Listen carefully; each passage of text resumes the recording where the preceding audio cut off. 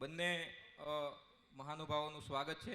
આપણે કાર્યક્રમને આગળ વધારતા પહેલાં ભારતીય પરંપરા મુજબ હું માનનીય ગોપાલભાઈને વિનંતી કરીશ કે સમગ્ર ગુજરાત વતી અને આમ આદમી પાર્ટીના સમગ્ર સંગઠન વતી આપણે આંગણે પધારેલા માનનીય અતિશીજીનું પુષ્પગુચ્છ આપીને સ્વાગત કરશે ગોપાલભાઈ ઇટાલિયા.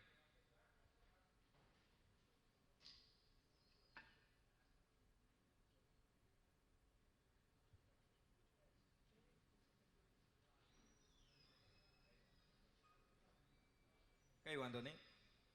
હું ગોપાલભાઈને વિનંતી કરીશ કે એકાદ મિનિટમાં આજના કાર્યક્રમ વિશે અને શબ્દોથી માનનીય આતિશીજીનું સ્વાગત કરશે. સૌ પ્રથમ ઉપસ્થિત આપ સૌ શિક્ષણના ક્ષેત્ર સાથે નિસ્બત ધરાવતા, રસ ધરાવતા, રુચિ ધરાવતા અને ગુજરાતની અંદર શિક્ષણ અને તમામ ક્ષેત્રોની અંદર કંઈક સારું થાય એવી ભાવના ધરાવતા તમામ નાગરિક સાથી મિત્રો, ભાઈઓ, બહેનો, યુવાનો, વડીલોનું હું આજના આ સંવાદ કાર્યક્રમમાં સ્વાગત કરું છું.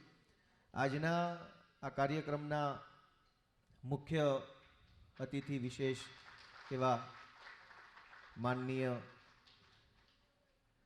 દિલ્હી સરકારમાં ધારાસભ્યની જવાબદારી સંભાળતા MLA આતિશીસિંહજીનું ગુજરાતમાં ગાંધી અને સરદારની પવિત્ર ભૂમિ ઉપર સ્વાગત કરું છું.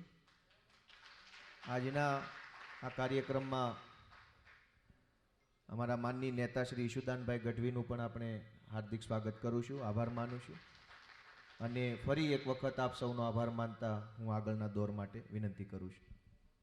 ખૂબ ખૂબ આભાર. અને માનનીય શ્રી ઈશુદાનભાઈ પણ આપણી વચ્ચે ઉપસ્થિત છે, તો હું ઈશુભાઈને વિનંતી કરીશ કે એકાદ મિનિટમાં ટૂંકમાં પોતાની વાત રજૂ કરે.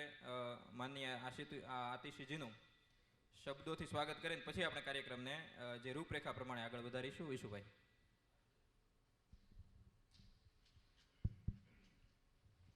માનનીય દિલ્હીના ધારાસભ્ય અને જેમણે શિક્ષણ ક્રાંતિમાં ખૂબ મોટું યોગદાન આપ્યું છે એવા આતિશીસિંહજીનું હું ખૂબ જ સ્વાગત કરું છું ગુજરાતની ધરતી ઉપર. राजनीति करवा नहीं परंतु बदलवा. आज हम जब बैठे थे दोपहर को साथ में, तब यही बात कर रहे थे कि सुदान जी अगर ये लोग अच्छे करते तो हमें आना ही क्यों पड़ता, अच्छी खासी जिंदगी जी रहे थे. मैंने कहा कि मेरा भी वही हाल है. हम बहुत खुश थे अपनी ज़िंदगी में, लेकिन दूसरों के लिए अपनी ज़िंदगी की कुर्बानी देनी पड़ती है और वही मुझे लगता है कि अच्छा रास्ता है. और अभी तक मैंने बहुत देखा है कि जब लोग खुद अपनी ज़िंदगी मस्ती से जी रहे हैं तो फिर वो रिस्क नहीं लेते हैं, और जो रिस्क नहीं लेते हैं तो बुरे लोग उन जगह पे पहुंच जाते हैं जहां अच्छे लोगों को पहुंचना होता है. और उनमें से एक आतिशी जी है जो अच्छाई करने के लिए राजनीति में आए हैं. पूरी टीम दिल्ली की देख लीजिए. तो मैं बहुत ही स्वागत करता हूं और मुझे अच्छा लगा कि गुजरात में वो आए हैं और बहुत ही शानदार कार्यक्रम में उनकी जो उपस्थिति है मुझे लगता है कि हमें प्रेरणा देगी. Thank you very much. बहुत बहुत शुक्रिया. और यहाँ पे मैडम कार्यक्रम शुरू करने से पहले मैं आपको थोड़ी इसकी रूपरेखा दे दूँ. सबसे पहले आपका प्रेजेंटेशन और आपकी स्पीच होगी. उसके बाद यहाँ पे जो आए हैं वो गुजरात के शिक्षा जगत के अलग अलग क्षेत्रों में, शिक्षा से ही जुड़े हुए अलग अलग क्षेत्रों के विद्वान साथी आए हैं. आप देख सकते हैं कि इतने साथियों में से इतने सारे सवाल आए हैं, तो इसमें से हमने कुछ चुनिंदा सवाल जिसको एड्रेस करने की बहुत ज़्यादा ज़रूरत है, तो आपकी स्पीच के बाद हम वो सवाल लेंगे और इस तरीके से हम पूरा कार्यक्रम आगे बढ़ाएंगे. और सबसे पहले आपका बहुत बहुत स्वागत है गुजरात की धरती पर, बापू और सरदार की धरती पर. और दो साथियों का मैं विशेष यहाँ पर नाम लेना चाहूँगा जिनकी मेहनत की वजह से आप सब में से बहुत सारे साथी, ज़्यादातर साथी उनकी मेहनत की वजह से आज यहाँ उपस्थित है. माननीय श्री प्रचेता पंड्या जी एवं हमारी गुजरात की शिक्षा समिति है आम आदमी पार्टी गुजरात की, उसके जो अध्यक्ष हैं माननीय जीतूभाई उपाध्याय जी। आप दोनों ने जो मेहनत की है उसके लिए आपका ये विशेष उपस्थिति की आपकी नोंद है। और आगे बढ़ते हैं। जैसे आप सब में से बहुत साथियों ने दिल्ली की, और यहाँ कार्यक्रम शुरू करने से पहले हम इस बात को ये समझ ले कि हम सब बहुत खुशनसीब हैं, हम बहुत नसीबदार हैं, क्योंकि आजीविका सबको चलानी है। जब ईश्वर ने हमें धरती पर भेजा है तो हमें कुछ ना कुछ करना है, हमारा कर्तव्य है।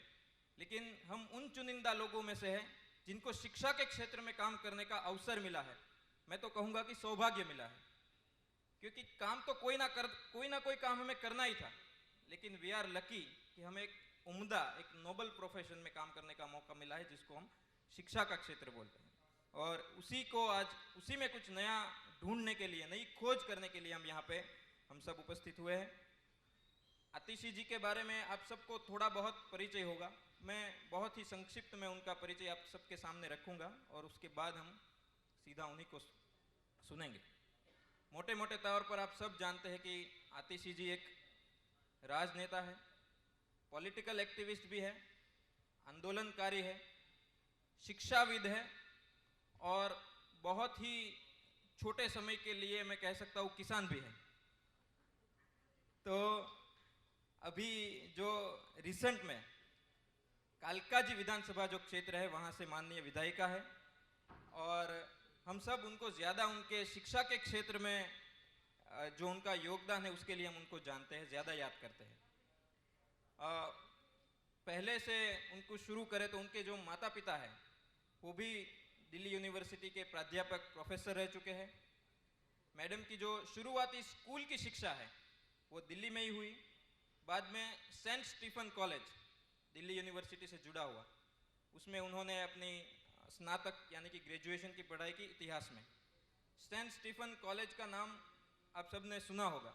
मैं कल सेंट स्टीफन कॉलेज के बारे में कुछ पढ़ रहा था, तो मैंने सोचा चलो उनके एल्यूमिनाई की लिस्ट देख लेते हैं। तो मैं वो विकीपीडिया पे नीचे गया तो मुझे मिली नहीं। बाद में पता चला कि एल्यूमिनाई के लिए अलग लिंक है, क्योंकि इतने बड़े बड़े लोग जिनका खुद का एक विकीपीडिया बना है वो सब सेंट स्टीफन कॉलेज से पढ़े हुए हैं। प्रेसिडेंट है, सुप्रीम कोर्ट के जज है, पॉलिटिशियंस है, मिनिस्टर्स है, आर्टिस्ट है, राइटर्स है, हिस्टोरियंस है, जर्नलिस्ट है। और ऐसे सेंट स्टीफन कॉलेज में दिल्ली यूनिवर्सिटी में गोल्ड मेडल के साथ मैडम ने अपना ग्रेजुएशन कंप्लीट किया। अभी एक ऋचा चड्ढा जी के साथ मैडम का एक कार्यक्रम था। ऋचा चड्ढा के बारे में आप सब जानते हैं, वेल नोन एक्ट्रेस है। ऋचा चड्ढा ने बोला कि सेंट स्टीफन कॉलेज में मैं जब पढ़ रही थी तब मैं मैडम के जो नोट्स थे उनकी बदौलत पास हुई। मतलब उन्होंने अपने कॉलेज छोड़े, उसके आई थिंक 17, 18 या 20 साल हो गए, लेकिन आज भी सेंट स्टीफन कॉलेज में इनके नोट्स की लिखी हुई जेरोक्स कॉपियां चलती है। तो अपनी ये ग्रेजुएशन की पढ़ाई के बाद इन्होंने ऑक्सफोर्ड यूनिवर्सिटी में अपनी आगे की पोस्ट ग्रेजुएशन की पढ़ाई की है। और रॉड स्कॉलर, मतलब दुनिया में अगर आपके पास ये स्कॉलरशिप है तो आप मतलब शिक्षा के क्षेत्र में बहुत ऊंचा नाम माना जाता है। दुनिया की सबसे पुरानी स्कॉलरशिप है और one of the most prestigious scholarship है Rhodes scholar. Madam Rhodes scholar है, उनकी स्कॉलरशिप उनको मिली थी जब वो ऑक्सफोर्ड में पढ़ाई कर रही थी। ऑक्सफोर्ड में पढ़ाई करने के बाद जे कृष्णमूर्ति का एक बहुत बड़ा संस्थान है आंध्र प्रदेश में, ऋषि वैली।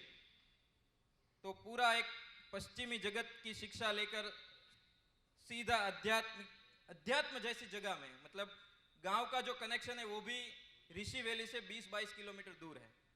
ऐसे एक आध्यात्मिक क्षेत्र में जहाँ शिक्षा का काम होता है, वहाँ उन्होंने अध्यापिका के तौर पर, शिक्षिका के तौर पर बच्चों को पढ़ाने का काम किया। 2013 में राजनीति में आए। आप सबको पता है कि राजनीति के बदलाव का जो आंदोलन हुआ, आम आदमी पार्टी से जुड़े, और फिलहाल मैडम जो है आम आदमी पार्टी की सबसे बड़ी सर्वोच्च जो डिसीजन मेकिंग बॉडी जिसको पॉलिटिकल अफेयर्स कमेटी बोलते हैं, उनके मेंबर है। 2013 के बाद 2014 में भी उन्होंने लोकसभा का इलेक्शन लड़ा। 2015 में जब आम आदमी पार्टी की सरकार बनी और जब शिक्षा के क्षेत्र में काम करना शुरू किया तो 2015 से लेकर 2018 तक मैडम दिल्ली के डेप्यूटी चीफ मिनिस्टर और देश के सबसे अच्छे शिक्षा मंत्री माननीय मनीष सिसोदिया जी के शिक्षा के क्षेत्र में उनके एडवाइजर भी रहे और 3 साल तक 1 रुपए की तनख्वाह 1 रुपए के वेतन पे उन्होंने 3 साल तक अपनी सेवाएं दिल्ली की शिक्षा को सुधारने के लिए दी। और आज जितने भी हम गुणात्मक परिवर्तन है वो भौतिक स्तर पर है, शिक्षा के स्तर पर है, स्पिरिचुअल लेवल पे है, इंटेलेक्चुअल लेवल पे है, जो भी हम दिल्ली की शिक्षा व्यवस्था में जो भी बदलाव देख रहे हैं वो सारा उसमें सबसे बड़ा श्रेय जो है वो मैडम का है। 2020 में वापस उन्होंने विधानसभा चुनाव लड़ा और 2020 में कालकाजी विधानसभा से वो विधायक बनकर हम सबके बीच है और अपने विधानसभा क्षेत्र के काम तो करने ही है, साथ में शिक्षा व्यवस्था को सुचारू रूप से चलाने के काम भी करने हैं। और मैंने स्टार्टिंग में परिचय में कहा था वो थोड़ी देर के लिए किसान भी रह चुकी है, तो उन्होंने मध्य प्रदेश के गांव में 6 साल तक ऑर्गेनिक फार्मिंग भी की है। और मध्य प्रदेश में आप सबको पता हो नर्मदा का वो आंदोलन हुआ था जहाँ पे 1 महीने तक खंडवा में किसान जो है वो पानी के बीच खड़े हुए थे, उनके पैरों में से हड्डियाँ गलने लगी थी, मांस गलने लगा था, कीड़े खाने लगे थे। उस आंदोलन में भी मैडम ने अपना काफ़ी योगदान दिया है और बाकी सब तो हम देख ही रहे और आगे हम सब बहुत सौभाग्यशाली हैं मैडम की आपकी प्रेजेंस, आपकी उपस्थिति यहाँ पर है और आपके मुंह से हमको ये सब आपने जो दिल्ली में शिक्षा का काम किया है वो जानने को मिलेगा। सो मैं आगे अब ज़्यादा नहीं बोलूँगा, सीधा हम जोरदार तालियों से मैम का स्वागत करें।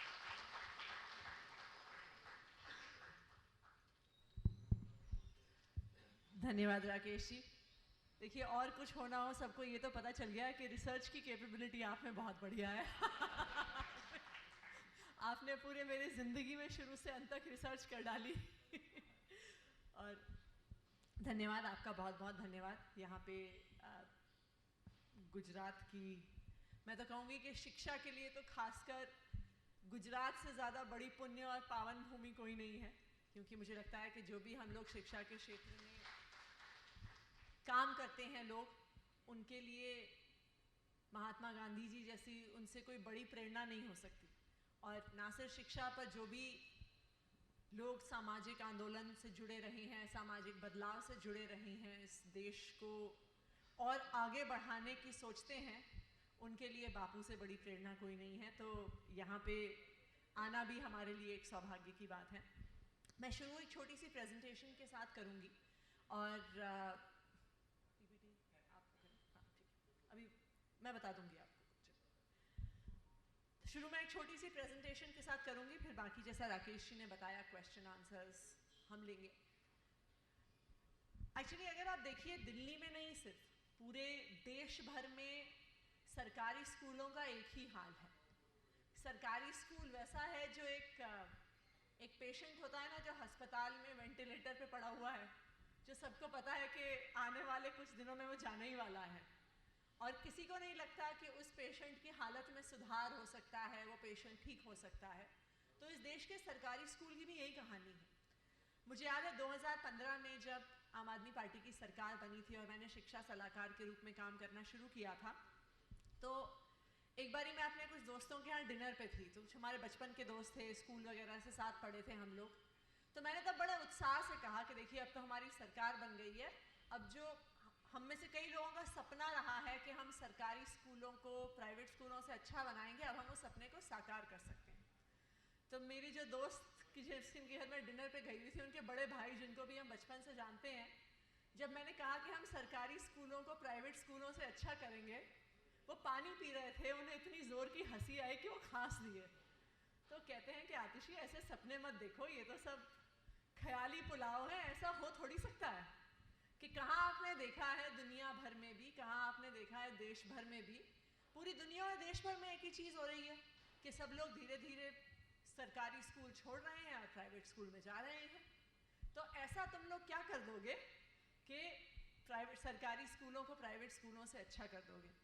और ये सिर्फ हमारी दोस्त के बड़े भाई का ख्याल नहीं था, एक तरह से हम सब चाहे कॉन्शियसली सबकॉन्शियसली यही बात मानते थे कम से कम, कि आखिरकार सरकारी स्कूलों का यही टूटा फूटा हाल रहेगा।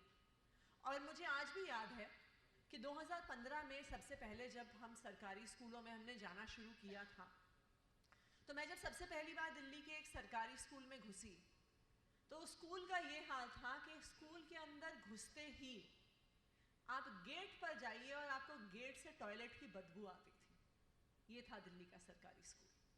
और वो टॉयलेट जो 50 मीटर दूर जिसकी बदबू गेट पर आ रही थी, आप उसके पास पहुंचिए तो क्योंकि स्कूल में क्लासरूम की कमी थी, उस टॉयलेट के बाहर कॉरिडोर में 50 बच्चे भी बैठे हुए थे और उनकी क्लास चल रही थी कॉरिडोर। ये था दिल्ली का सरकारी स्कूल। आप क्लास के अंदर जाइए, बच्चों के पास डेस्क नहीं होते थे, खिड़कियां टूटी हुई होती थी, ब्लैक बोर्ड टूटे हुए होते थे, पंखे टूटे हुए होते थे, लाइटें टूटी हुई होती थी। एक बार खिड़की दरवाजे टूट जाए तो साल भर तक कोई उन्हें ठीक करवाने नहीं आता था। टीचर अक्सर क्लास से बाहर होते थे, कभी आधार कार्ड के काम से बाहर होते थे, कभी सेंसस के काम से बाहर होते थे, कभी पल्स पोलियो की ड्रॉप्स के काम से बाहर होते थे। ये थी दिल्ली के सरकारी स्कूल की सच्चाई। और मुझे पता नहीं अभी वो वीडियो चला कि नहीं चला, जब बदलाव की कहानी, उसमें 2015 में जब हम अक्सर इन स्कूलों में जाते थे, एक हम स्कूल में गए और जो ये सच्चाई थी उसे एक 7वीं के बच्चे ने अपने शब्दों में कह दिया था कि सब कहते हैं हम देश का भविष्य हैं, देश का भविष्य हैं। हम थोड़ी हैं देश का भविष्य। देश का भविष्य तो वो बच्चे हैं जो प्राइवेट स्कूलों में पढ़ते हैं। सोचिए, एक 13 साल का बच्चा ये कह रहा है। क्यों कह रहा है? क्योंकि जब वो अपने बगल का प्राइवेट स्कूल देखता है, उस स्कूल में टीचर भी हैं, उस स्कूल में अच्छी यूनिफॉर्म भी है, वहाँ पे चमकते हुए क्लासरूम भी है, तो उस बच्चे को लगता है कि भाई मैं तो सेकंड क्लास सिटीजन हूँ, मेरा तो कोई भविष्य नहीं है। भविष्य तो उन बच्चों का है जो उन चमकते हुए सरकारी स्कूलों में पढ़ते, प्राइवेट स्कूलों में पढ़ते हैं। और यही सच्चाई हमारे पूरे देश भर की है। दिल्ली इसमें कोई अकेला नहीं है। आप किसी भी पूरे देश भर के किसी भी राज्य में जाइए तो यही सच्चाई हमें देखने को मिलेगी। तो जब हमने 2015 में बदलाव के काम को शुरू किया तो लगता था, हमारे मन में भी ये सवाल था कि हो पाएगा नहीं हो पाएगा। तो सबसे पहला जो कदम हमने उठाया, और मुझे जो लगता है सबसे महत्वपूर्ण कदम हमने उठाया, कि दिल्ली का जब पहला बजट पेश हुआ तो दिल्ली का 25% बजट हमने शिक्षा को एलोकेट किया। पूरे देश में कोई ऐसा राज्य नहीं है जिसका बजट का इतना बड़ा हिस्सा शिक्षा को जाता है। और मुझे गर्व है इस बात पे कि अब दिल्ली सरकार ने 7 बजट प्रस्तुत कर दिए हैं। दिल्ली सरकार की आय बढ़ती रही है, रेवेन्यू बढ़ता रहा है, लेकिन शिक्षा का 25% हिस्सा आज भी बना हुआ है, 7 बजट में बना हुआ है। लेकिन सिर्फ पैसा बढ़ाना काफी नहीं था। देखिए, ये सवाल तो उठता ही है, जैसे आप कहीं पे भी जाइए, सबसे पहले अगर आरोप किसी पे लगना होता है तो टीचरों पे लगता है कि ये टीचर नहीं पढ़ाते, टीचर नहीं पढ़ाते, इस वजह से माहौल ठीक नहीं है। लेकिन अगर आप स्थिति देखने जाइए, अगर एक ऐसी सरकार है जो पीने का पानी नहीं दे सकती है, एक साफ टॉयलेट नहीं दे सकती है, वो शिक्षकों को क्या संदेश दे रही है? वो शिक्षकों को तो यही संदेश दे रही है ना कि भाई यहाँ पे कोई पढ़ाई लिखाई सीरियस मैटर नहीं है। जो टीचरों को पल्स पोलियो के अभियान के लिए भेज रही हैं, आधार कार्ड के सीडिंग के लिए भेज रहे हैं, तो वो शिक्षकों को यही संदेश दे रहे हैं कि बच्चों की पढ़ाई महत्वपूर्ण नहीं है। तो सबसे ज़रूरी बात ये थी, सबसे पहले ये मैसेज देना पूरे सिस्टम में कि सरकारी स्कूल सबसे ज़रूरी हैं और सरकारी स्कूल में पढ़ने वाले बच्चों की, सरकारी स्कूल में पढ़ाने वाले टीचरों की, उनकी डिग्निटी, उनका सम्मान सबसे ज़रूरी है। और इसकी हमने शुरुआत करी अपने स्कूलों में सबसे पहले साफ सफाई से और स्कूलों में इंफ्रास्ट्रक्चर को ठीक करके। ये था एक दिल्ली सरकार का क्लासरूम जब 2015 में हमने शुरुआत की। और मैं ये कहूँगी कि ये हमारे थोड़े अच्छे क्लासरूम में से था कि यहाँ पे टेबल चेयर भी है, खिड़की भी है, चाहे टूटी फूटी ही सही। बैक करिए, एक और बैक करिए। ये था क्लासरूम। नेक्स्ट, ये था हमारा, इसका अगला, ऐसे हमारे दिल्ली सरकार के स्कूलों के टॉयलेट लगते थे। तो शुरू में हमने 1 साल में, और मैं कई बार मजाक में ये कहती थी जब मनीष जी और हम बात करते थे शुरू के 1 साल में हमने साफ सफाई पे बहुत ज़्यादा जोर दिया, यहाँ तक कि हर स्कूल में कितने साबुन जाएंगे, हर स्कूल में कितना लिक्विड सोप जाएगा, कितने बच्चे हैं तो कितने फिनाइल की बोतल जाएंगी, कितने सफाई कर्मचारी होंगे, दिन में कितनी बार सफाई होगी। और मैं कई बार मजाक में मनीष जी को ये कहती थी कि मुझे कई बार ऐसा लगता है कि मैं एजुकेशन डिपार्टमेंट में नहीं काम करती, मैं सैनिटेशन डिपार्टमेंट में काम करती हूँ। हम दिन भर बैठ के यही हिसाब किताब लगाते हैं। साफ सफाई के बाद एक दूसरा हमने जोर डाला बहुत इंफ्रास्ट्रक्चर पे कि बच्चों के पास अच्छे डेस्क होने चाहिए, क्लासरूम में अच्छे बोर्ड होने चाहिए, क्योंकि जब एक बच्चा उस क्लासरूम में जाता है तो उसका सम्मान बहुत ज़रूरी है। और शुरू में 1-1.5 साल हमने लगा के सारे स्कूलों में साफ सफाई, सारे स्कूलों में नया फर्नीचर, स्कूलों का रिफर्बिशमेंट, यहाँ तक कि एक छोटी सी चीज़ कि हर साल गर्मियों की छुट्टियों में स्कूलों में वाइट वॉश होना ज़रूरी है। कि देखिए अपने घरों में तो हम हर साल दिवाली पे सफाई करते ही हैं, लेकिन स्कूलों में जब हम जाते थे तो हम देखते थे कि ऐसा लगता था सालों से सफाई नहीं हुई, सालों से वहाँ पे वाइट वॉश नहीं हुई। तो वहाँ पे हमने साफ सफाई इंफ्रास्ट्रक्चर पे काम करना शुरू किया और अब दिल्ली के सरकारी स्कूल के क्लासरूम ऐसे लगते हैं। अभी कुछ दिन पहले हमारा एक सरकारी स्कूल में प्रोग्राम था, तो एक काफ़ी बड़ी कंपनी, उसमें मैं आऊँगी भी, एक बहुत बड़ी कंपनी के CEO आए हुए थे। तो वो दिल्ली के एक बड़े प्राइवेट स्कूल से पढ़े हैं, उसके बाद IIT बॉम्बे से पढ़े हैं। जब उन्होंने हमारा ये वाला क्लासरूम देखा तो मुझे कहते हैं कि मुझे पता नहीं है कि मैं गुड़गांव में इतनी महंगी फ़ीस क्यों दे रहा हूँ अपनी बेटी की स्कूल की, कि हमें उन्हें आपके ही सरकारी स्कूल में भेज देना चाहिए। इतना अच्छा क्लासरूम तो हमारे बच्चों के प्राइवेट स्कूल में भी नहीं है। ये हमारे स्कूल के जूनियर विंग के क्लासरूम जहाँ पे बच्चों का मिड डे मील चल रहा है। और अब हमारे सरकारी स्कूल के टॉयलेट ऐसे लगते हैं। और मुझे लगता है कि शायद जिस होटल में हमारा प्रोग्राम चल रहा है उसके टॉयलेट को टक्कर दे सकता है हमारा सरकारी स्कूल का क्लासरूम। देखिए, ये बदलाव इंफ्रास्ट्रक्चर में, साफ सफाई में इसलिए ज़रूरी था कि आज जब हमारे स्कूल में टीचर आते हैं, आज जब हमारे स्कूल में बच्चे आते हैं, तो उनको जो माहौल मिलता है, उस माहौल में उन्हें लगता है कि मैं भी कुछ हूँ, मेरे लिए भी सरकार सोच रही है, मेरी शिक्षा के बारे में, मैं जिस क्लासरूम में बैठा हूँ उसके बारे में कोई सोच रहा है। लेकिन उससे भी ज़्यादा ज़रूरी था कि आखिरकार इस बदलाव को कौन लेकर आएगा। देखिए, जैसे मैंने कहा, सबसे आसान चीज़ होती थी कि एक तरफ टीचरों पे आरोप लगाया जाता था कि टीचर पढ़ाते नहीं हैं, दूसरी तरफ बच्चों के माता पिता पे आरोप लगाया जाता था कि जी ये तो इंटरेस्टेड ही नहीं है। अक्सर ये कहा जाता था कि जी सरकारी स्कूल में तो सिर्फ बच्चों को इसलिए भेजते हैं क्योंकि यहाँ पे खाना मिलता है, या दूसरी चीज़ कही जाती थी कि जी सरकारी स्कूल में बच्चों को तो इसलिए भेजते हैं क्योंकि यहाँ पे वजीफ़ा मिलता है, और जिस दिन वजीफ़ा मिलता है उसी दिन बच्चे और माता पिता आते हैं, वरना किसी का कोई इंटरेस्ट नहीं है। लेकिन हमने ये सच्चाई देखी कि चाहे टीचर हो, चाहे माता पिता हो, हर इंसान चाहता है कि हमारे बच्चों को अच्छा भविष्य मिले। तो हमने बच्चों के माता पिता को, हमारा जो पूरा प्रोसेस है एजुकेशन का, हमारे स्कूल के गवर्नेंस का, उसमें इन्वॉल्व किया। हर स्कूल में, जैसे आप में से कई लोग शिक्षा जगत से ही जुड़े हुए हैं, राइट टू एजुकेशन एक्ट एक स्कूल मैनेजमेंट कमेटी की बात करता है कि हर स्कूल में एक SMC होगी। लेकिन बहुत सारे हमारे कानूनों की तरह वो भी सिर्फ एक कागज़ पर लिखी हुई चीज़ रह जाती है, उसका ज़मीनी स्तर पे कोई असर नहीं होता। जब हमने शुरू में SMC बनानी शुरू की तो हमें अक्सर कहा जाता था कि जी पेरेंट्स का कोई इंटरेस्ट नहीं है, वो नहीं आने वाले हैं स्कूलों में। दूसरा कहा जाता था कि जी इन बच्चों के तो माता पिता पढ़े लिखे नहीं हैं, ये क्या करेंगे स्कूलों में। लेकिन जब हमने SMC की शुरुआत की, पेरेंट्स को स्कूल की गवर्नेंस में इन्वॉल्व किया, ये हमारी फ़ोटो है जिस दिन पहले दिन हमारा पहला स्कूल मैनेजमेंट कमेटी का चुनाव हुआ था। और आप देखिए, कहा जाता था कि माता पिता आएंगे नहीं, लेकिन पूरी एक लाइन लगा के पेरेंट्स आए हुए थे कि हमें अपने बच्चों के स्कूल में भागीदारी करनी है, अगर यहाँ पे कुछ बदलाव हो रहा है हमें उसका हिस्सा बनना है। ये फ़ोटो मैं हमेशा सबको दिखाती हूँ। ये एक मदर हैं जो अपने बड़ी बेटी की SMC की मीटिंग में आई हुई हैं।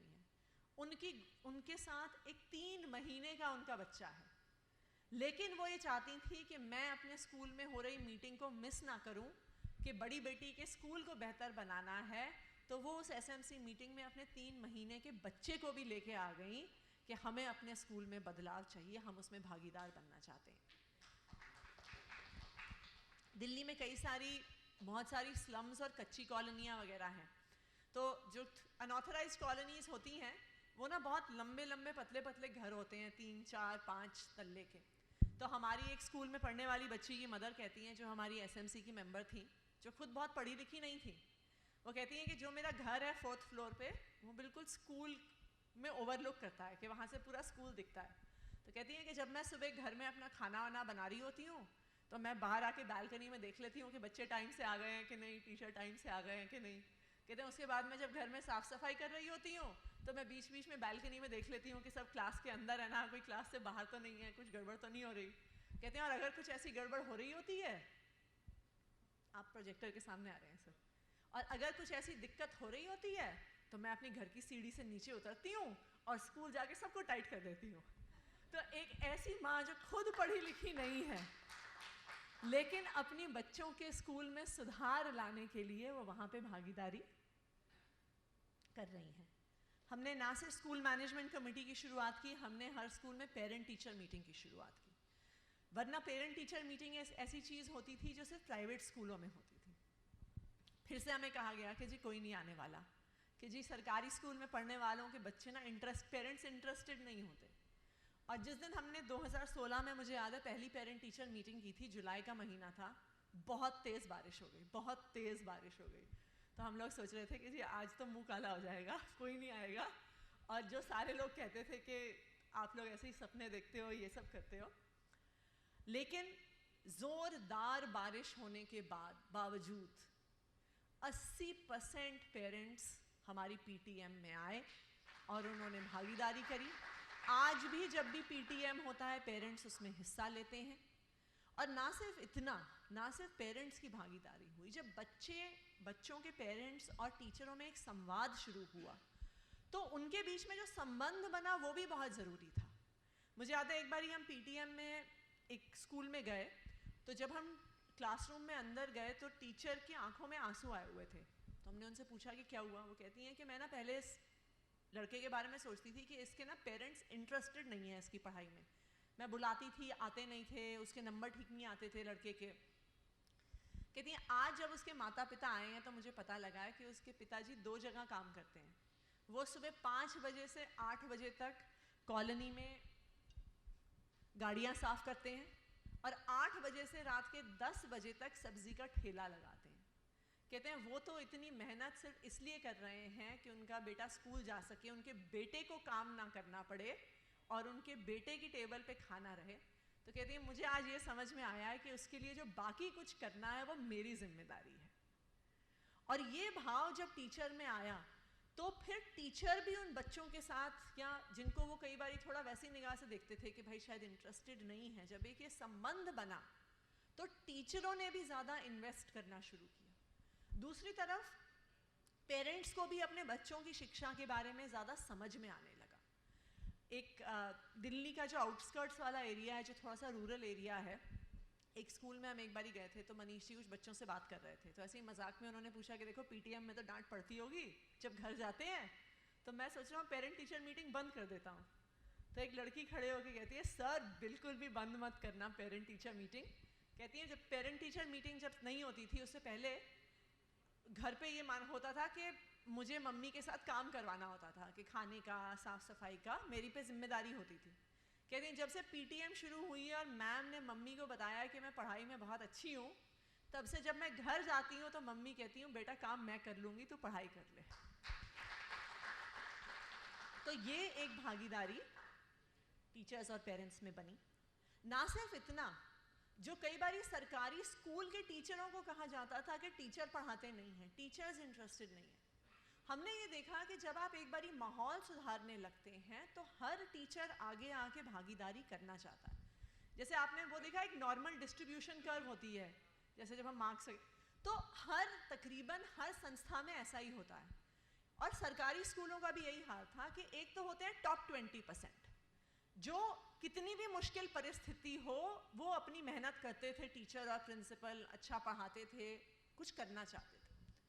एक होते हैं बॉटम 20%, आप उनके साथ जितना भी सर मार लो वो कुछ करने वाले नहीं हैं।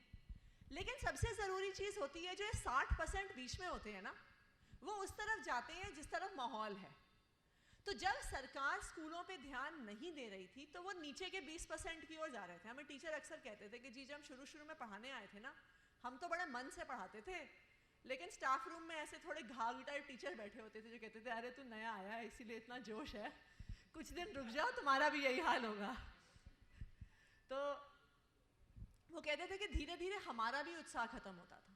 लेकिन जब एक बार सरकार ने ध्यान देना शुरू किया, टीचर्स को रिकग्नाइज करना शुरू किया, ये एक फोटो है national institute of education Singapore की, और जो सारे वहाँ पे टीचर्स बैठे हैं वो दिल्ली के सरकारी स्कूलों के टीचर्स हैं जिनको हमने सिंगापुर भेजा ट्रेनिंग के लिए। ये एक फ़ोटो है आपके ही शहर के इंस्टीट्यूट IIM अहमदाबाद की, और जो सारे वहाँ पे स्टूडेंट जो बैठे हुए हैं, जो क्लास अटेंड कर रहे हैं, वो दिल्ली के सरकारी स्कूल के प्रिंसिपल्स हैं। ना सिर्फ हमने उनको IIM Ahmedabad, national institute of education Singapore, हमने उन्हें Harvard university, Cambridge university, Finland जो दुनिया का सबसे अच्छा एजुकेशन मॉडल माना जाता है, हमने अपने सबसे बेहतरीन टीचर्स और प्रिंसिपल्स को इन जगहों पे भेजा। जब अक्सर आप देखते हैं ना कि जब आप यहाँ पे भी शहर में घूमिए तो जो होर्डिंग वगैरह लगे होते हैं उस पर CM की फ़ोटो होती है, मंत्री की फ़ोटो होती है, शिक्षा में भी कुछ अच्छा काम हो फ़ोटो CM की जाती है। लेकिन दिल्ली में 5 सितंबर को जब हमारे स्टेट टीचर्स अवार्ड्स दिए जाते हैं तो जिन 50 टीचर्स को अवार्ड मिलता है, पूरे शहर में होर्डिंग्स पे उन 50 टीचर्स की फ़ोटो लगती है, CM की फ़ोटो नहीं।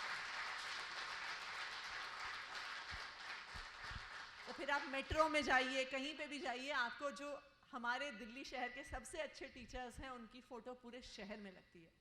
और ना सिर्फ इतना, जो अवार्ड्स फंक्शन भी होता है वो किसी फिल्म फेयर अवार्ड से कम नहीं होता। मतलब वहाँ पे देश से सबसे बड़े सिंगर्स, परफॉर्मर्स आते हैं, पूरा एक रेड कारपेट बिछाया जाता है टीचर्स के लिए, उनको एस्कॉर्ट करके स्टेज पे लेके जाया जाता है। तो उससे टीचर्स को भी एक सेंस ऑफ इन्वॉल्वमेंट बनता है। टीचर्स को भी लगता है कि भाई मैं जो इतनी मेहनत कर रही हूँ, मैं जो इतनी मेहनत कर रहा हूँ, कोई उसे पहचान तो रहा है।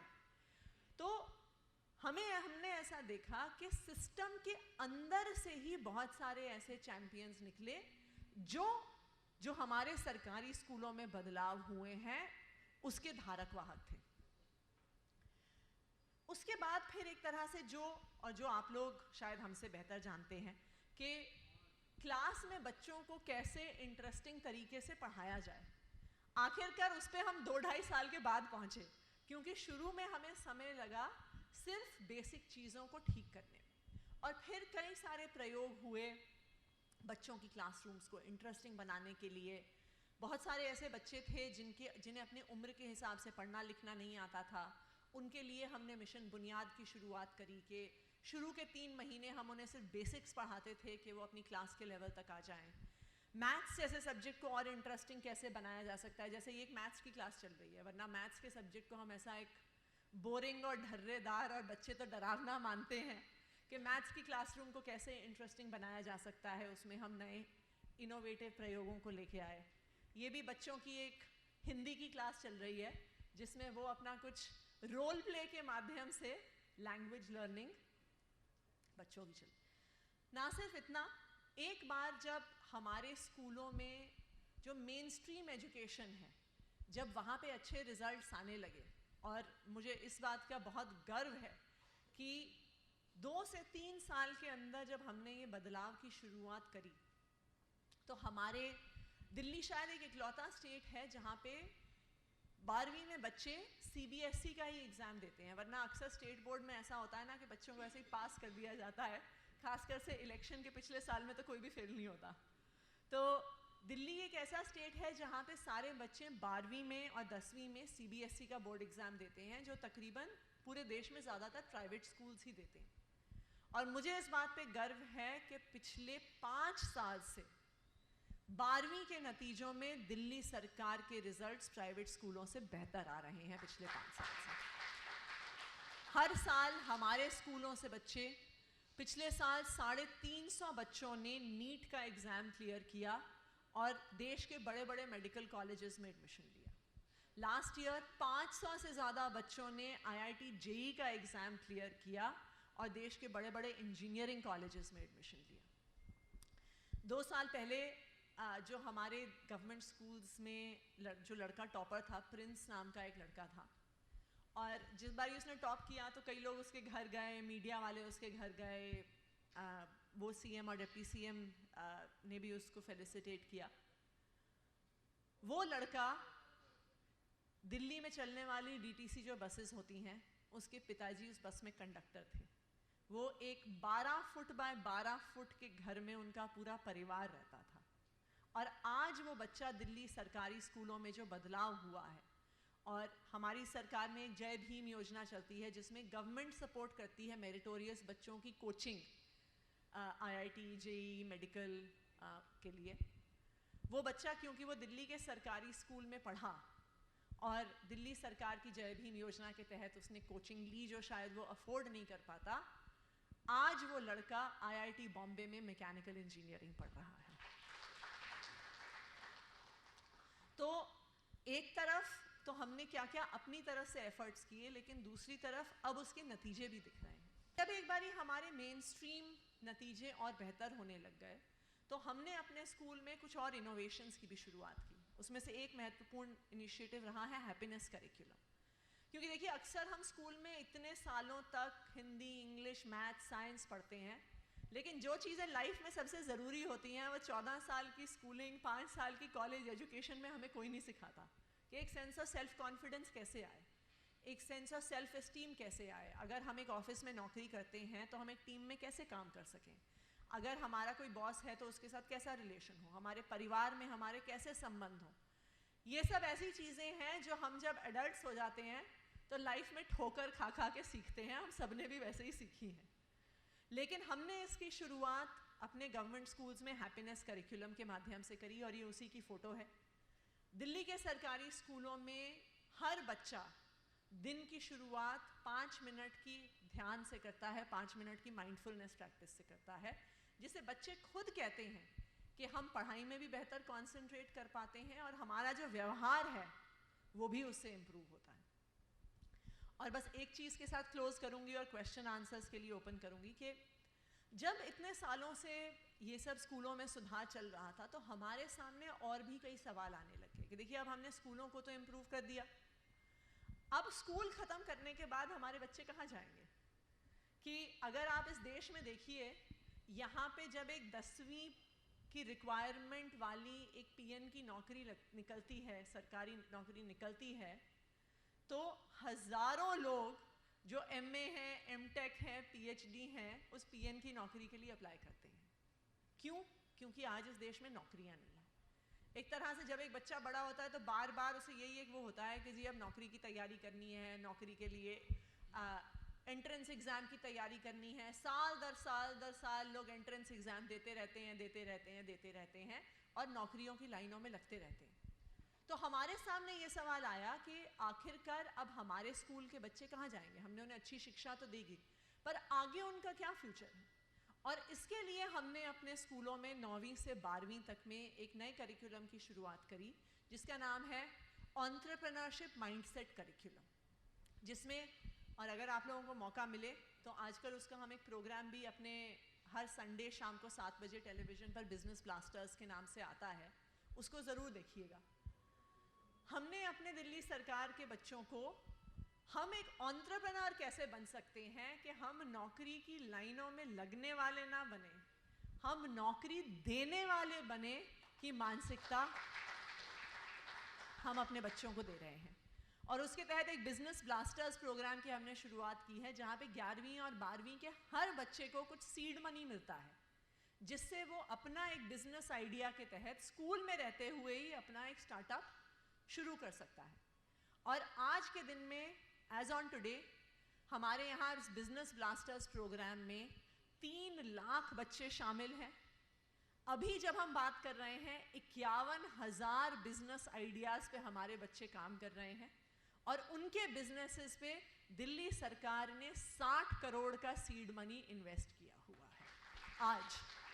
तो आप सोचिए कि ये बच्चे जब हमारे स्कूलों से निकल के आएंगे तो ये सिर्फ नौकरी की लाइनों में नहीं लगेंगे, ये नौकरी देने वाले बनेंगे, हमारी इकोनॉमी को बढ़ाने वाले बनेंगे और भारत को दुनिया का नंबर 1 देश बनाने में लगेंगे। Thank you. Thank you very much madam. अब आप जितने सवाल लिखे थे उसमें से आधे तो आपने उड़ा दिया मैडम, सामने से ही जवाब दे दिया, मेरे कहने का ये मतलब है। हाँ, जब हम स्कूलों में नतीजों की बात करते हैं तो एक तो ये है कि डेटा, बच्चों का लर्निंग लेवल क्या है, बच्चों के 12th में कितने मार्क्स आए, लेकिन मैं जो सबसे बड़ा नतीजा मानती हूँ, 7 साल पहले जब हम स्कूलों में जाते थे तो बच्चों में इतना कम सेल्फ कॉन्फिडेंस होता था कि आपसे बात करना तो बहुत दूर की बात है, लेकिन आपसे आंख तक नहीं मिलाते थे, बच्चे ज़मीन पे देख रहे होते थे, उनके कंधे झुके हुए होते थे। और आज अगर आप दिल्ली के सरकारी स्कूलों को देखिएगा तो कुछ दिन पहले हमारे स्कूल में वो जो आनंद कुमार हैं सुपर 30 वाले, वो आए हुए थे एक स्कूल देखने के लिए।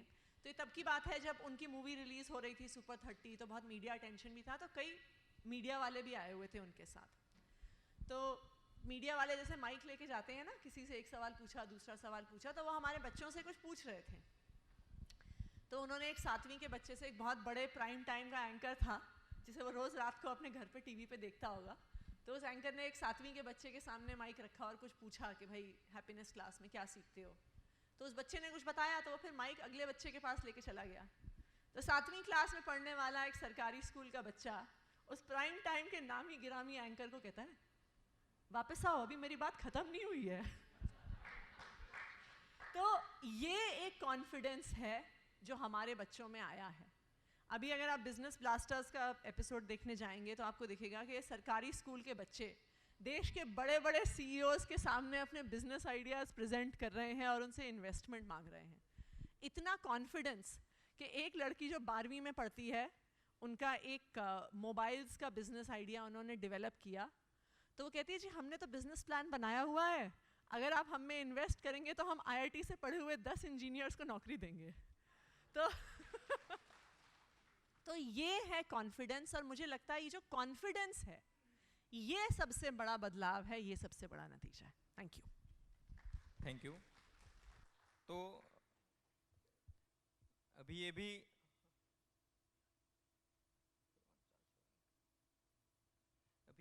जो सारे बदलाव हुए हैं वो दिल्ली में हुए हैं और हम सब उसको देख रहे हैं, अभी उसका अनुभव कर रहे हैं अगर दिल्ली में जा रहे हैं तो। लेकिन हम चाहते हैं कि आने वाले समय में ऐसा जो बदलाव है पूरे देश में, ख़ास करके हम गुजरात में बैठे तो हमको ज़्यादा इच्छा होगी कि ऐसे गुजरात में भी वो बदलाव आए। तो सबसे अभी जो मेन चीज़ इम्पोर्टेंट है वो नेगेटिविटी को दूर करना, कि भाई नहीं हो सकता है। तो सबसे पहला सवाल ये है कि जब आपने ये शिक्षा व्यवस्था में अपना कार्यभार संभाला तो वैसे तो बहुत सारी चुनौतियाँ रही होगी, लेकिन ऐसी कौन सी सबसे बड़ी चुनौती रही वो थोड़ा बताइए, और उसको आपने कैसे टैकल किया उसके बारे में थोड़ा प्रकाश डालेंगे तो सब मोटिवेट हो जाएंगे। देखिए, सबसे बड़ी चुनौती तो एक तरह से ये माइंडसेट ही था कि ये हो नहीं सकता, और ये सच्चाई है, हम सब ये मानते ही थे। जो मेरी दोस्त के बड़े भाई थे जो चौंक कर गए इस बात पे कि ऐसे थोड़ी होता है कि सरकारी स्कूल प्राइवेट स्कूल से बेहतर हो जाएंगे, तो हम सबकी यही मानसिकता थी।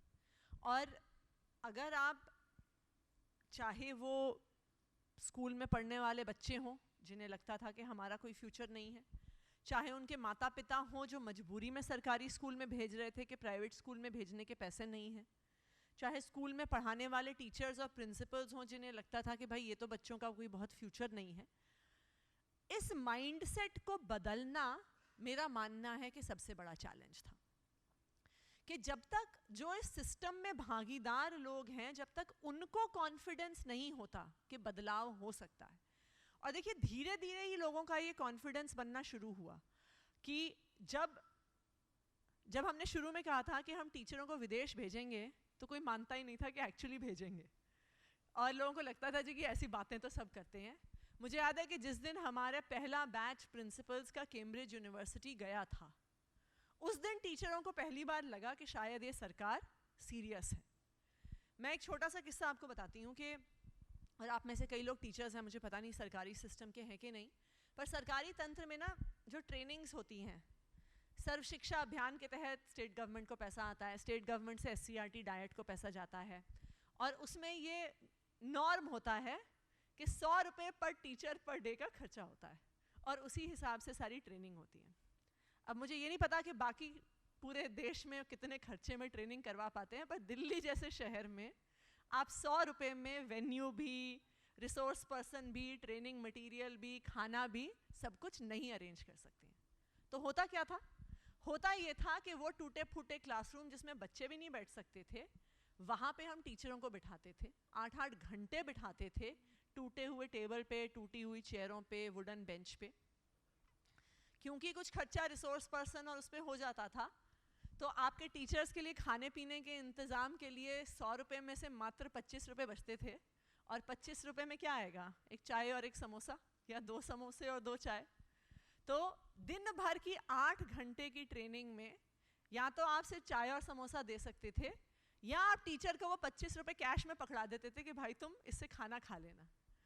तो एक शिक्षक जिसके हाथ में आप बच्चे का भविष्य दे रहे हैं, आप उन्हें ट्रेनिंग के लिए एक बैठने की अच्छी जगह और एक ठीक ठाक खाने का इंतज़ाम भी नहीं करते थे, तो टीचर भी सोचते थे कि भाई ये हमारे लिए कुछ नहीं कर सकते तो हम क्यों करें कुछ। क्योंकि जैसा बिहेवियर सरकार का टीचरों के प्रति है, वैसा ही टीचरों का बच्चों के प्रति होगा। तो हमने पहले साल में जब 2016 में गर्मियों की छुट्टियों में ट्रेनिंग शुरू की, तो हमने सोचा, तो हमने 2-3 बड़े बदलाव किए उसमें। हमने कहा कि हमने नियम बना दिया कि सरकार जब IAS अफसर की ट्रेनिंग करती है, और वो भी रेगुलर बेसिस पे होती रहती हैं, जितना भी खर्चा पर पर्सन पर डे IAS अफसर की ट्रेनिंग पे होगा, उतना ही खर्चा हम टीचरों की ट्रेनिंग पे करेंगे। और हमने, क्योंकि तब तक हमारे स्कूलों में इंफ्रास्ट्रक्चर वगैरह भी ठीक नहीं हुआ था, तो हमने 2-3 स्कूलों को ट्रेनिंग सेंटर बनाया। और जो शादी के टेंट हाउस होते हैं ना, तो जैसे कारपेट यहाँ पे लगा हुआ है ना, वो हरे और लाल कारपेट आते हैं जो शादियों में लगते हैं, हमने स्कूल के हर कमरे में टेंट हाउस वाला कारपेट बिछवाया, क्योंकि वहाँ पे तब तक फर्श टूटे हुए थे और तब तक काफ़ी समस्याएं थी। टेंट हाउस से टेबल ली, जैसी टेबल पे आप बैठे हुए हैं अभी होटल में, ऐसी टेबल हायर की, उस पर टेबल क्लॉथ लगवाया, ऐसी कुर्सियाँ हायर करी, उन पे पीछे ये प्रॉपर कवर वगैरह लगवाया। हर टीचर के लिए एक अच्छी डायरी, एक अच्छा पेन, एक बिस्लेरी की बोतल, एक पैक्ड थाली जो हम हल्दीराम से या किसी अच्छी जगह से लेके आते थे। हमने 22,000 टीचर्स के लिए ऐसा ट्रेनिंग का इंतज़ाम किया। तो जब टीचर उस ट्रेनिंग के लिए आए, तो पहली बार उन्हें लगा कि उनको डिग्निटी से ट्रीट किया गया है, और वहीं से ये माइंडसेट बदलना शुरू हुआ। लेकिन जो आपने ये सवाल उठाया कि देखिए ये बदलाव गुजरात में कैसे आएगा, ये बदलाव और बाकी राज्यों में कैसे आएगा, क्योंकि देखिए अगर हमें देश के भविष्य को बदलना है तो सिर्फ एक दिल्ली के स्कूल सुधारने से काम नहीं चलेगा। तो मुझे ये लगता है कि देखिए अगर हमें शिक्षा व्यवस्था के बदलाव को समझना है, तो उससे पहले हमें एक कदम पीछे जाके अपनी डेमोक्रेसी को समझना होगा। क्योंकि देखिए आखिरकार हम चुनाव के माध्यम से, एक डेमोक्रेटिक व्यवस्था के माध्यम से, एक लोकतांत्रिक व्यवस्था के माध्यम से किसी को चुन के भेजते हैं। लेकिन हम जिसको चुन के भेज रहे हैं, और ये किसी एक राज्य की और एक पार्टी की और एक सरकार की बात नहीं है, हम पूरे देश भर में पिछले 70 साल से जिनको चुन के भेज रहे हैं, ये तो एक सवाल उठता है कि भाई 70 साल में आप सरकारी स्कूल क्यों नहीं ठीक कर पाए। हम ये तो आपको कह नहीं रहे हैं कि आप जुपिटर पे रॉकेट भेज दो, हालांकि वो हम भेज देते हैं, चंद्रयान हम बना देते हैं, लेकिन हम एक सरकारी स्कूल क्यों नहीं ठीक कर पा रहे। देखिए हमें थोड़ा सा अपने लोकतंत्र को समझना पड़ेगा, क्योंकि हम सब सिर्फ टीचर, प्रिंसिपल और टीचर्स, प्रिंसिपल्स, इंटेलेक्चुअल्स नहीं हैं। हम सब एक सिटीज़न भी हैं जो इलेक्शन में अपना वोट डालने जाते हैं। तो होता क्या है कि जब चुनाव का समय आता है, तो जो नेता होते हैं और उनको ये लगता है कि जी हमें जैसे तैसे भी हो हमें चुनाव जीतना है। तो जो नेता है वो हर तरह की बात करते हैं चुनाव में, चाहे वो धर्म की बात हो, चाहे वो जात पात की बात हो, चाहे वो पैसा बांटना हो, चाहे वो दारू बांटना हो, चाहे आप साउथ में जाइए तो टीवी, कलर टीवी क्या क्या बढ़ जाता है। तो ये सब हर चीज़ होती है चुनाव में। अब हमारी क्या जिम्मेदारी है एक नागरिक होने के नाते, एक सिटीजन होने के नाते? देखिए नेता ये सब क्यों कर रहे हैं? क्योंकि उनको लगता है कि अगर हम पैसा बांटेंगे, दारू बांटेंगे, धर्म की बात करेंगे, जात की बात करेंगे, तो लोग उस पर वोट दे देंगे। तो जब एक नेता पावर में आता है, वो सोचता है कि भाई जेब में अपनी पैसा भर लो जितना भर सकते हैं, क्योंकि आखिरकार चुनाव में बहुत खर्चा करना पड़ेगा उस सब पे। नेता को ये नहीं लगता कि मैं सरकारी स्कूल ठीक करूंगा तब फिर से जीतूंगा। नेता को लगता है कि पैसा कमाऊंगा, चुनाव पे पैसा खर्च करूंगा, तब फिर से जीतूंगा। लेकिन हम अगर एज सिटीजन्स, हम जो इस लोकतंत्र का एक महत्वपूर्ण हिस्सा है, अगर किसी भी नेता को ये लग जाए कि जब मैं 5 साल के बाद किसी का दरवाज़ा, किसी का भी दरवाज़ा खटखटाने जाऊंगा, और जब मैं दरवाज़ा खटखटाऊंगा तो जो घर के अंदर है वो मुझसे ये पूछेंगे कि तुमने सरकारी स्कूल ठीक किया क्या, तुमने सरकारी कॉलेज ठीक किए क्या, तो फिर आप मेरी बात मानिए कि सिर्फ कोई एक पार्टी और एक स्टेट नहीं, अगर सिटीजन्स ये दबाव बनाते हैं तो देश के हर राज्य की हर पॉलिटिकल पार्टी सरकारी स्कूलों को ठीक करेगी। तो ये हमारे ऊपर भी है एज सिटीजन्स कि हम किस चीज़ पर वोट दे रहे हैं। देखिए जब हम धर्म पे वोट देते हैं, जब हम पैसे पे वोट देते हैं, जब हम कैंडिडेट की जात देख के वोट देते हैं, वो देश के किस हिस्से से आता है वो देख के वोट देते हैं, तो फिर नेता भी आपको वही देते हैं। देखिए डेमोक्रेसी ना वैसी है जैसे मार्केट होती है। मार्केट में जब कोई एक फ़ोन कोई अच्छा फीचर लेके आता है तो जो सारे कंपेटिटर्स हैं ना उनको वो फीचर लाना पड़ता है। क्यों? क्योंकि जो कंज्यूमर है वो उसी को खरीदना चाहता है। उसी तरह से डेमोक्रेसी भी एक मार्केट की तरह है कि जो कंज्यूमर, यहाँ पे जो हमारा वोटर है, जो सिटीजन है, जिस पे वो वोट डालेगा, जिस मुद्दे पे वो वोट डालेगा, हर पार्टी उसको डिलीवर करेगी। तो अगर आज हमारे स्कूल ठीक नहीं है, बिल्कुल हमारे नेता जिम्मेदार हैं। आज अगर आप गुजरात में भी देखिए, 2015 में गुजरात में शायद असेंबली में कहा गया था कि 8000 क्लासरूम्स की कमी है। जब तक हम 2018 में आए तो पता चला कि 18000 क्लासरूम की कमी हो गई। 2020 तक 20000 क्लासरूम की कमी हो गई। तो क्यों नहीं बन रहे हैं वो क्लासरूम? इसलिए नहीं बन रहे हैं क्योंकि हमारा वोट उस क्लासरूम से जुड़ा हुआ नहीं है। जिस दिन हमारा वोट उस क्लासरूम से जुड़ जाएगा, क्लासरूम भी बनेंगे, स्मार्ट बोर्ड भी लगेंगे, टीचरों को विदेश भी भेजा जाएगा, टीचर क्लासरूम में भी होंगे और 12वीं के नतीजे भी अच्छे आएंगे। ये आप मुझसे लिखवा लीजिए। तो शिक्षा और गवर्नेंस, सिर्फ शिक्षा ही नहीं, क्योंकि हम सब नागरिक हैं, हमें हेल्थ की फैसिलिटी भी चाहिए, हमें ट्रांसपोर्ट भी चाहिए, हमें नौकरियां भी चाहिए। जो गवर्नेंस है, अगर हमें अच्छी गवर्नेंस चाहिए तो हमें उसके आधार पर वोट देना होगा। हमें उसका प्रेशर हर पार्टी पे, हर सरकार पे बनाना होगा, तभी हमारे देश में बदलाव आएगा। Hello, thank you ma'am. इसका एक छोटा सा आपने जो बात बताई कि अगर चुनाव में अगर एजुकेशन मुद्दा है तो काम होगा। आपको पता होगा कि सूरत में हमारे 27 काउंसिलर चुन के आए हैं लास्ट म्यूनिसिपल कॉरपोरेशन का जो इलेक्शन था। म्यूनिसिपल कॉरपोरेशन जनरली स्कूल चलाते हैं, कोई कोई नहीं भी चलाते हैं, लेकिन पूरे भारत में कहीं पे भी ऐसा नहीं है कि म्यूनिसिपल कॉरपोरेशन कोई भी हो, चाहे कश्मीर से कन्याकुमारी तक, कोई भी म्यूनिसिपल कॉरपोरेशन 11-12 के क्लासेस नहीं चलाती है पूरे इंडिया में। ऑन द रिकॉर्ड है ये। लेकिन हमने सूरत में इलेक्शन लड़ा, वो शिक्षा के मुद्दे पे लड़ा, एजुकेशन के मुद्दे पे लड़ा, और वहाँ हम विपक्ष में बैठे हैं, फिर भी आज ये परिवर्तन आया कि भारत में सबसे पहली म्यूनिसिपल कॉरपोरेशन सूरत म्यूनिसिपल कॉरपोरेशन बनी, जो 11th और 12th के क्लासेस भी चलाना शुरू कर दिया। क्योंकि वहाँ पे हमने चुनाव, चाहे हम हार गए, विपक्ष में बैठे, लेकिन लोगों को शिक्षा के प्रति इतना जागरूक कर दिया कि सत्ता पक्ष को भी ये काम करने के लिए मजबूर होना पड़ा।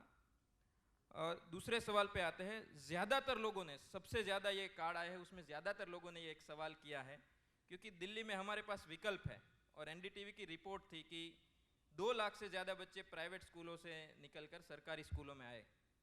तो वहाँ पर विकल्प है प्राइवेट स्कूलों का कि वो वहाँ से निकाल कर अब सरकारी स्कूलों में डाल सकते हैं। लेकिन पूरे भारत में और ख़ास करके गुजरात में ये सबसे बड़ी समस्या है प्राइवेट स्कूलों के फीस की। जो अभिभावक है, पेरेंट्स है, वो सही में बहुत ही परेशान है। एक तो महंगाई इतनी है, ऊपर से कोरोना में स्कूल चले नहीं चले, कोई अच्छे स्कूल थे, उदार स्कूल थे, उन्होंने स्कूल फीस माफ़ की, बाकी सबको फीस भरनी पड़ी है। तो ज़्यादातर सबसे ज़्यादा सवाल जो आए हो प्राइवेटाइजेशन को और शिक्षा का जो व्यापारीकरण है उसको लेकर आए हैं। तो इस पे हमने दिल्ली में हमने क्या क्या काम किए हैं और इसकी समस्या का जो समाधान है, वैसे तो आपने बता ही दिया, फिर भी अगर कोई और समाधान है हमारे गुजरात के लिए या देश के लिए तो उस पर आप थोड़ा प्रकाश डालें। देखिए, ये जो समस्या है कि प्राइवेट स्कूल इतनी फीस, मैं तो मानती हूँ चोरी ही है, मतलब ऐसी कि इतनी फीस कैसे मांग लेते हैं, क्योंकि उन्हें पता है कि अभिभावक मजबूर है।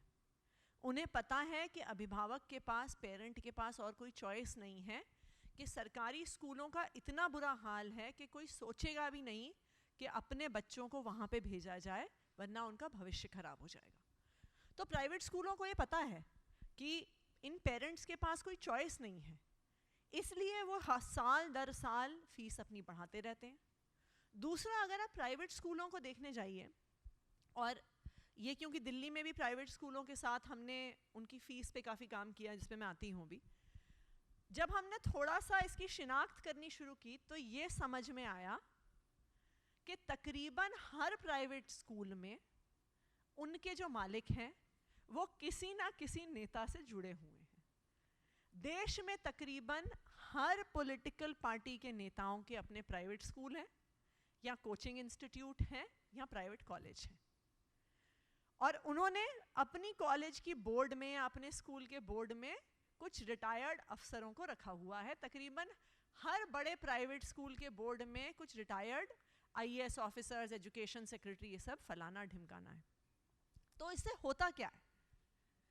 देखिए, हमने अपने नेताओं को, जिनको हमने चुन के भेजा है, और अफसरों को ये जिम्मेदारी दी हुई है कि आप हमारे लिए स्कूल अच्छे करो, इसीलिए टैक्स देते हैं ना।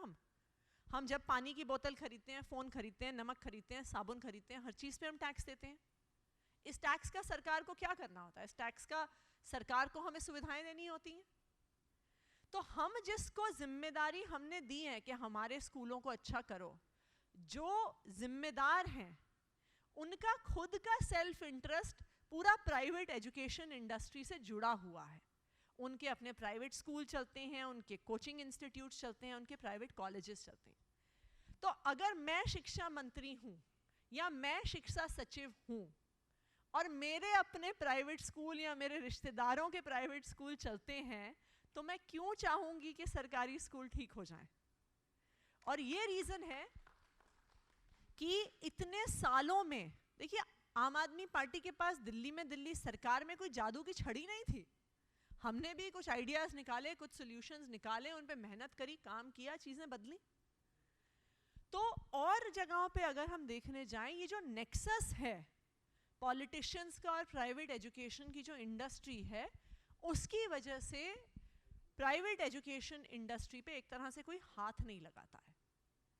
और हमने कुछ साल पहले जो प्राइवेट स्कूल हैं, दिल्ली में भी यही समस्या थी कि प्राइवेट स्कूल साल दर साल अपनी फ़ीस बढ़ाते जाते थे और पेरेंट्स के पास कोई चॉइस नहीं होता था। तो हमने दिल्ली में प्राइवेट स्कूलों की फ़ीस का ऑडिट करना शुरू किया। हम उनकी, क्योंकि ये ज़्यादातर ऐसे स्कूल थे जिन्हें सरकारी ज़मीन मिली हुई थी, और उस सरकारी ज़मीन के तहत ये नियम कानून था कि आपको हर साल दिल्ली सरकार के शिक्षा विभाग को अपना पूरा लेखा जोखा दिखाना होगा। तो हमने एक बहुत बड़ी सीएस की टीम को हायर किया, सीएस की कंपनीज को हायर किया, कुछ ऑडिट करते थे, फिर कुछ उस ऑडिट को चेक करते थे। जब हम इन स्कूलों के अकाउंट्स देखने गए तो हमें अचंभा हो गया। कुछ ऐसे नामी प्राइवेट स्कूल थे जिनके मालिकों ने मानेसर में प्राइवेट फार्म हाउस खरीदे हुए थे स्कूल की फीस के पैसे से। कुछ ऐसे प्राइवेट स्कूल थे जिन्होंने अपने पूरी मैनेजमेंट के लिए, जो अक्सर एक ही परिवार के सारे लोग होते थे, उनके लिए बड़ी बड़ी गाड़ियां, मर्सिडीज, BMW इत्यादि खरीदी हुई थी स्कूल की फीस के पैसों से। ऐसे स्कूल थे जिन्होंने अपने स्कूल के फंड में 90 लाख, 1 करोड़ रुपए पड़े थे, लेकिन वो फिर भी बच्चों से फीस बढ़ा के ले रहे थे इस नाम पे कि जी हमें टीचरों की सैलरी देनी। तो अगर कोई वास्तविक तौर पे स्कूलों की अकाउंट्स की जांच करने जाएगा तो आप ये भरोसा रखिए कि गुजरात में भी यही निकलेगा जो दिल्ली में निकला है। लेकिन समस्या क्या है कि ये बार बार मैं एक ही मुद्दे पे आ जाती हूँ, जुड़ा ये आपकी राजनीति से हुआ है, जुड़ा ये आपकी सरकार से हुआ है। क्योंकि गुजरात में भी जब पेरेंट्स का प्रेशर बना तो नाम मात्र के लिए एक फी रेगुलेटरी कमेटी तो बना दी गई, लेकिन सच्चाई ये है कि वो फी रेगुलेटरी कमेटी भी प्राइवेट स्कूलों से जुड़ी मिली हुई है कि अगर प्राइवेट स्कूलों में 30,000 की फीस अगर वो चाहते हैं कि होनी चाहिए, तो मैंने ऐसा सुना है कि FRCU ने बोलती है कि 45,000 का प्रस्ताव दे दो, फिर हम कहेंगे नहीं नहीं बहुत ज़्यादा है, बहुत ज़्यादा है, और हम 30,000 पे लेके आ जाएंगे जिसको वो स्कूल चाहता है। बताइए सही कह रही हूँ गलत कह रही हूँ? सही सुना है ना मैंने? तो जब तक हम इस नेक्सस को नहीं तोड़ते हैं जो प्राइवेट स्कूल के बीच में और भ्रष्ट नेताओं के बीच में है, तब तक उन नेताओं के आशीर्वाद के साथ, उन नेताओं की आड़ में एक आम इंसान पिसता रहेगा, परेशान होता रहेगा। इसलिए होता रहेगा क्योंकि सबसे पहली बात तो हमें प्राइवेट स्कूल में अपने बच्चों को भेजना क्यों पड़ रहा है? जब हम टैक्स देते हैं तो उस टैक्स में सरकार की जिम्मेदारी थी कि वो हमारे बच्चों को फ्री एजुकेशन दे। मेरे कई सारे रिश्तेदार विदेश में रहते हैं, लंदन में रहते हैं। मेरे सारे कज़न्स जो लंदन में पढ़े हैं, उनके माता पिता बहुत बड़ी बड़ी नौकरियां करते हैं, बिजनेस चलाते हैं, वकील हैं, इन्वेस्टमेंट बैंकर हैं। मेरे सारे कज़न्स सब पहली से लेके 12वीं तक सरकारी स्कूलों में पढ़े हैं, क्योंकि वहाँ पे विदेश में सबसे अच्छे स्कूल सरकारी स्कूल होते हैं। तो जो बड़े बड़े अच्छे पैसे कमाने वाले लोग भी हैं वो अपने बच्चों को सरकारी स्कूलों में भेजते हैं क्योंकि वो स्कूल अच्छे होते हैं। तो आज हमें जब बच्चों को प्राइवेट स्कूल में भेजना पड़ रहा है, फीस देनी पड़ रही है, वो एक तरह से आप मानिए कि हम एक बार तो टैक्स देते हैं, अपना GST देते हैं, इनकम टैक्स भरते हैं। जो हम बच्चों की स्कूल फीस दे रहे हैं ना, हम दूसरी बार टैक्स भर रहे हैं। एक भ्रष्ट सरकार होने की वजह से हम दूसरी बार टैक्स भर रहे हैं, क्योंकि जो हमें स्कूल अपने टैक्स के पैसे से मिलने चाहिए थे वो हमें नहीं मिल रहे हैं। और जब हमारे भ्रष्ट नेता उन प्राइवेट स्कूलों से मिल जाते हैं, उनके साथ सांठ गांठ में हो जाते हैं, तो उस बढ़ी हुई फीस से हम तीसरी बार टैक्स दे रहे हैं। तो ये हमें सोचना होगा कि देखिए आखिरकार जो नीतियां हैं, चाहे वो सरकारी स्कूल चलाने की हो, चाहे वो प्राइवेट स्कूल की रेगुलेशन की हो, चाहे वो प्राइवेट स्कूल में फीस की हो, वो हमारी सरकार से जुड़ी हुई हैं। तो होता क्या है कि जैसे मैं भी एक मिडिल क्लास परिवार से हूँ। जब हम कॉलेज में होते थे तो यही होता था जी, अच्छे से पढ़ाई कर लो फिर नौकरी करना। किसी एजुकेटेड मिडिल क्लास के व्यक्ति को ना राजनीति से बहुत दूर रहने के लिए कहा जाता है कि राजनीति खराब चीज़ है, राजनीति से जुड़ना, नेताओं के साथ उठना बैठना। तो हम राजनीति में भागीदारी नहीं करते हैं, हम गवर्नमेंट्स के साथ इंगेज नहीं करते हैं, राजनीति में आना तो बहुत दूर की बात है, हम अपने प्रतिनिधियों पे दबाव भी नहीं बनाते हैं, क्योंकि हमें लगता है राजनीति से तो दूर ही रहना है। लेकिन समस्या क्या है कि हम अगर राजनीति से दूर रहेंगे, हमारी ज़िंदगी के जो निर्णय हैं, जो हमारी ज़िंदगी पे असर डाल रहे हैं कि हमारे बच्चों के पास कैसा स्कूल है, हमें कैसा अस्पताल मिलता है, कोविड हो जाएगा तो हमें बेड मिलेगा कि नहीं मिलेगा, अगर हम घर से बाहर निकलेंगे हम सेफ हैं कि नहीं, इन सब चीज़ों पे जो डिसीजंस है ना, वो सारे पॉलिटिशियंस लेते हैं, हमारे इलेक्टेड रिप्रेजेंटेटिव्स लेते हैं। तो जब तक अच्छे पढ़े लिखे लोग राजनीति से जुड़ते नहीं हैं, पॉलिटिशियंस पे प्रेशर नहीं बनाते, अपने MLAs MPs के साथ इंगेज नहीं करते, उन पे दबाव नहीं बनाते, तब तक ग्राउंड पे हमारी ज़िंदगी में चीज़ें बदलने वाली नहीं हैं। तो अगर हमें प्राइवेट स्कूल की फ़ीस पर भी काम करना है, तो मैं एक तो ये है कि हमें अपने स्टेट की राजनीति को तो बदलना ही होगा। लेकिन अगर आप मुझसे पूछेंगे कि क्या सबसे इफ़ेक्टिव लीवर ऑफ चेंज है, हम आज क्या करें, तो मेरा ये सुझाव है कि अपने MLAs पे, अपने MPs पे, अपने कॉरपोरेटर्स पे दबाव बनाइए कि अगर तुम्हारी सरकार ने फ़ीस कम नहीं करवाई ना, तो अगली बार वोट मांगने मत आना। जब हम ये दबाव बनाएंगे तो आप देखिएगा कि वो भी काम करना शुरू करेंगे। Thank you ma'am. अगला जो सवाल है वो गोपाल भाई से है। प्रोफेसर उदयन शाह अगर है तो ज़रा हाथ खड़ा करेंगे, और मेहुल तलाटी जी। इन दोनों की तरफ से ये सवाल है जिसको मैं संक्षिप्त में पेश करूंगा कि ये तो दिल्ली की बात हो गई। दिल्ली में ऐसा है कि छोटा स्टेट है, लेकिन गुजरात जो है वो बहुत डाइवर्सिफाई स्टेट है। गांव भी है, शहर भी है, छोटे कस्बे भी है। तो इसमें ऐसी सुविधाएं उपलब्ध करवाना और ऐसी शिक्षा व्यवस्थाएं उपलब्ध करवाना वो कैसे पॉसिबल है, और इस पे आम आदमी पार्टी का क्या विजन है? હા, આવું વારંવાર સોશિયલ મીડિયામાં અને મીડિયામાં કહેવામાં આવે છે કે ભાઈ દિલ્હી એક નાનું રાજ્ય છે એટલે ત્યાં તો બધું થઈ શકે, ગુજરાત તો બહુ મોટું છે તો ન થઈ શકે. એનું સીધું ગણિત એવું છે કે ગુજરાત મોટું છે તો એના રિસોર્સ પણ મોટા છે, સરકારની આવક પણ મોટી છે. દિલ્હી સરકારનું બજેટ છે 70,000 કરોડ રૂપિયા એક વર્ષનું. ગુજરાત સરકારનું બજેટ છે 2.25 લાખ કરોડ રૂપિયા એક વર્ષનું. હવે સવાલ એ છે કે બધી જ સ્કૂલો ઓવરનાઇટ એક જ દિવસમાં બદલી તો નથી નાખવાની. ધીરે ધીરે સ્કૂલો બદલાશે. જિલ્લાઓની અંદર મોડેલ સ્કૂલો 100 મોડેલ સ્કૂલ પહેલાં બદલાશે તો 100ની પાછળ સરકાર 200 કરોડ રૂપિયા ખર્ચો કરે દાખલા તરીકે, બીજા વર્ષે 200 કરોડ ખર્ચો કરે, ત્રીજા વર્ષે 200 કરોડ ખર્ચો કરે, ને એવી રીતે 100 5 વર્ષમાં 1000, 2000, 3000 મોડેલ સ્કૂલો સરકાર ઊભી કરી શકે.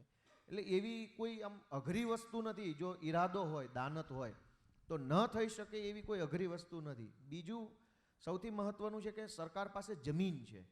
પ્રાઇવેટ સ્કૂલની જ્યારે ચર્ચા કરીએ ત્યારે એનું ઇન્ફ્રાસ્ટ્રક્ચરમાં જમીન સૌથી કોસ્ટલી વસ્તુ હોય છે. જમીન, બિલ્ડિંગ કન્સ્ટ્રક્શન કોસ્ટ તો ધારો કે બહુ એવરેજ આવતી હોય છે, પણ સૌથી મોંઘું અત્યારે આખા દેશમાં છે જમીન. સરકાર પાસે તો પોતાની જમીન છે, પૈસા દેવાના નથી. તો સરકાર જ્યારે એક નવી સ્કૂલ બનાવવા માગે છે અથવા એનું રિકન્સ્ટ્રક્શન કરવા માગે છે તો સરકારને એનો કોઈ પ્રશ્ન નથી નડતો કે જમીનના પૈસા ક્યાંથી આવશે. જે છે કન્સ્ટ્રક્શન કોસ્ટ છે. જો ઇન્ફ્રાસ્ટ્રક્ચર વાઇઝ વાત કરીએ તો ઇન્ફ્રાસ્ટ્રક્ચર છે એ વન ટાઈમ ઇન્ફ્રાસ્ટ્રક્ચર છે. મતલબ એક વખત બિલ્ડિંગ બની ગયું પછી 50 વર્ષ સુધી તો જો સારું બનાવ્યું હોય, ભ્રષ્ટાચાર ન કર્યો હોય તો 50 વર્ષ સુધી એ બિલ્ડિંગને કશું થવાનું નથી. આજે મંત્રીઓના બંગલા છે એની કાંકરી ખરતી નથી, સ્કૂલોના પંખાઈ તૂટી જાય છે અને દરવાજાય તૂટી જાય છે. તો જો સારું કન્સ્ટ્રક્શન કરે તો વન ટાઈમ ઇન્ફ્રાસ્ટ્રક્ચરમાં કોમ્પ્યુટર્સથી લઈ, ટેબલથી લઈ, બ્લેકબોર્ડથી લઈ આખી જ વ્યવસ્થા ઊભી થઈ શકે. અને ત્યાર પછી જો ઈરાદાઓ હોય, મેડમે જેમ વાત કરી એમ સરકારની ભાવના સારી હોય લોકોને ભણાવવાની અને એક સારા નાગરિક બનાવવાની, તો મને એવું લાગે છે કે બિલકુલ અઘરી વસ્તુ નથી. સરકાર પાસે હ્યુમન રિસોર્સ છે, પૈસા છે, કાયદો તો સરકાર પાસે જ છે, એને કોઈ પરમિશન લેવા જવાની જરૂર નથી. હું સ્કૂલ ખોલીશ તો મારે 100 પરમિશનો લેવામાં 100 જગ્યાએ લાંચ પણ આપવી પડે, તો એ કોસ્ટિંગ પણ આખરે વાલીની ફી ઉપર આવે છે. ક્લાસરૂમનું એક્સટેન્શન માગું વધારો, બાળકનો વધારો માગું, તો એ આખી વસ્તુ એવી છે કે ભાઈ એક ઈમાનદાર માણસ જો સિસ્ટમમાં બેઠો હોય, જે ડિસિઝન મેકર હોય, આપણા માનની નેતાશ્રી જેવા, તો બધું શક્ય છે. મેં એ જ વાત કરી કે ભાઈ અત્યાર સુધી લોકોને કલ્પના નથી થતી કે આવું બનશે કે કેમ. હવે આપણને ભરોસો બેઠો છે કે હા સરકાર ઈમાનદાર હોય, નેતા ઈમાનદાર હોય, ભણેલો ગણેલો. થોડોક મારે આ વાત આઉટ ઓફ સબ્જેક્ટ છે, તમે પૂછ્યું. બેને એક એમએલએ તરીકે આટલી વાત કરી. આપણે બધા આપણા વિસ્તારના કમસે કમ એમએલએને ઓળખતા હશું. આપણી જાતને આપણે પૂછીએ કોઈ એમએલએ આવું ખાલી બોલી શકશે ટેકનિકલ વર્ડ્સમાં? તો એ બધું બહુ સારી સ્કૂલો થઈ જશે એમ માની લઈશું. આટલું તો શિક્ષણ મંત્રી આટલું નહીં બોલી શકે. જ્યારે આપણા વિસ્તારનો એમએલએ શિક્ષણ ઉપર પોતાના 5 વિચારો જ રજૂ નહીં કરી શકે તો શિક્ષણ બદલાઈ રહ્યું. શિક્ષણ મંત્રીની વાત નથી કરતો, હું તો એમએલએની વાત કરું છું. અને આખો જે સબ્જેક્ટ છે એ સ્કૂલ ઉપર આવ્યો. સ્કૂલથી આગળ છે કોલેજીસ, યુનિવર્સિટીઝ, ડિપાર્ટમેન્ટ્સ કે જ્યાં તમે બેચલર્સ કરો છો, માસ્ટર્સ કરો છો. એની તો હજુ ચર્ચા જ બાકી છે. હજુ તો સ્કૂલમાં આપણા બધાની ગાડી ફસાઈ ગઈ છે કે સ્કૂલનું શું થશે. હવે સ્કૂલનું પતશે, કઈ સારી સરકાર આવશે, 20 વર્ષે સ્કૂલનું પતે પછી યુનિવર્સિટીઓ પર ચર્ચા થશે કે એનું શું થશે. એટલે મારું એટલું જ કહેવાનું છે કે આ હવાઈ વાતો છે કે ગુજરાત તો બહુ મોટું છે તો એની આવક પણ મોટી છે, હ્યુમન રિસોર્સ પણ ખૂબ મોટો છે સરકાર પાસે, અને સરકારની કેપેસિટી પણ ખૂબ મોટી છે અહીંયા કરતાં. ત્યાં એક સેમી ગવર્મેન્ટ ટાઈપ ગવર્મેન્ટ છે, અહીંયા ફૂલ સ્ટેટ ગવર્મેન્ટ છે, તો અહીંયા થોડાક એક્સ્ટ્રા પાવર છે, ફૂલ પાવર છે.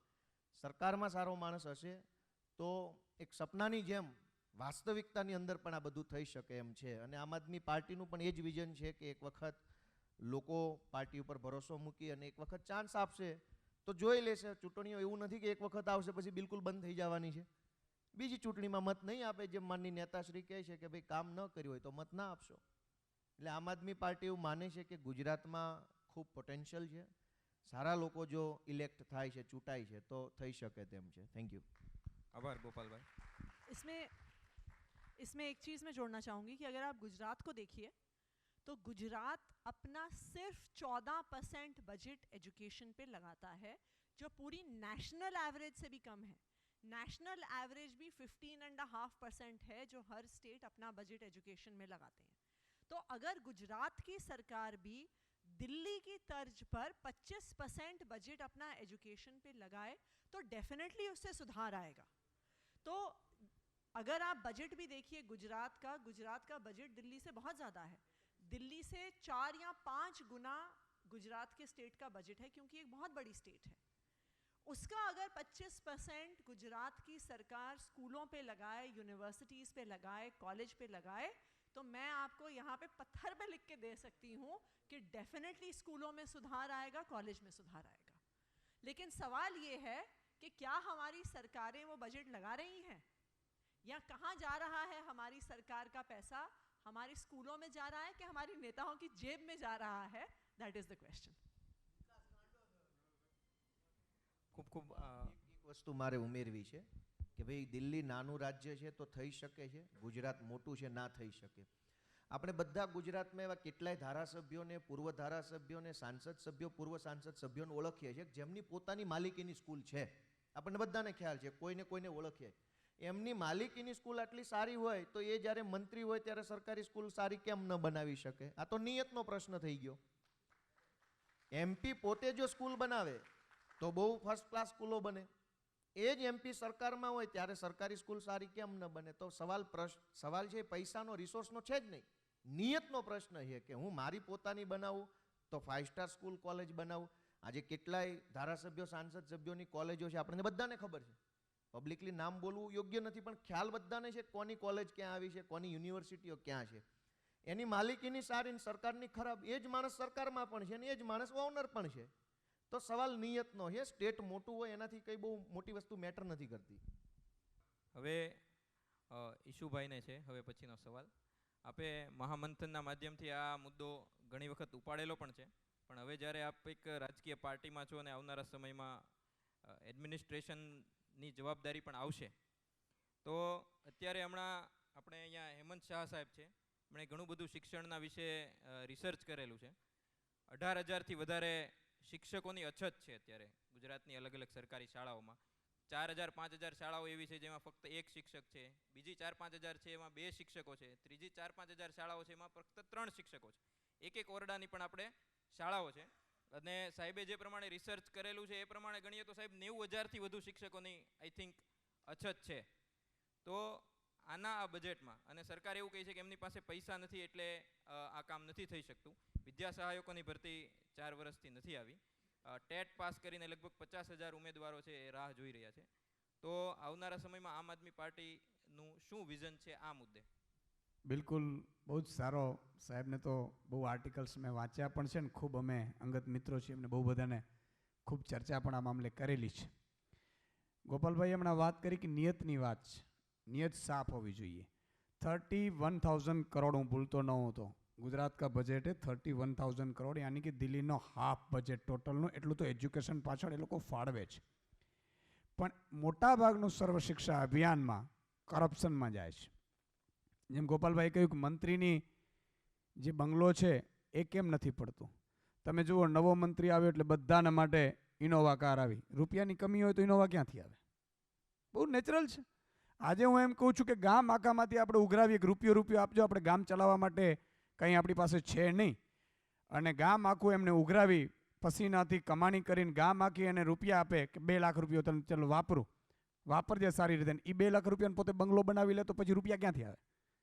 સવાલ છે નિયતનો.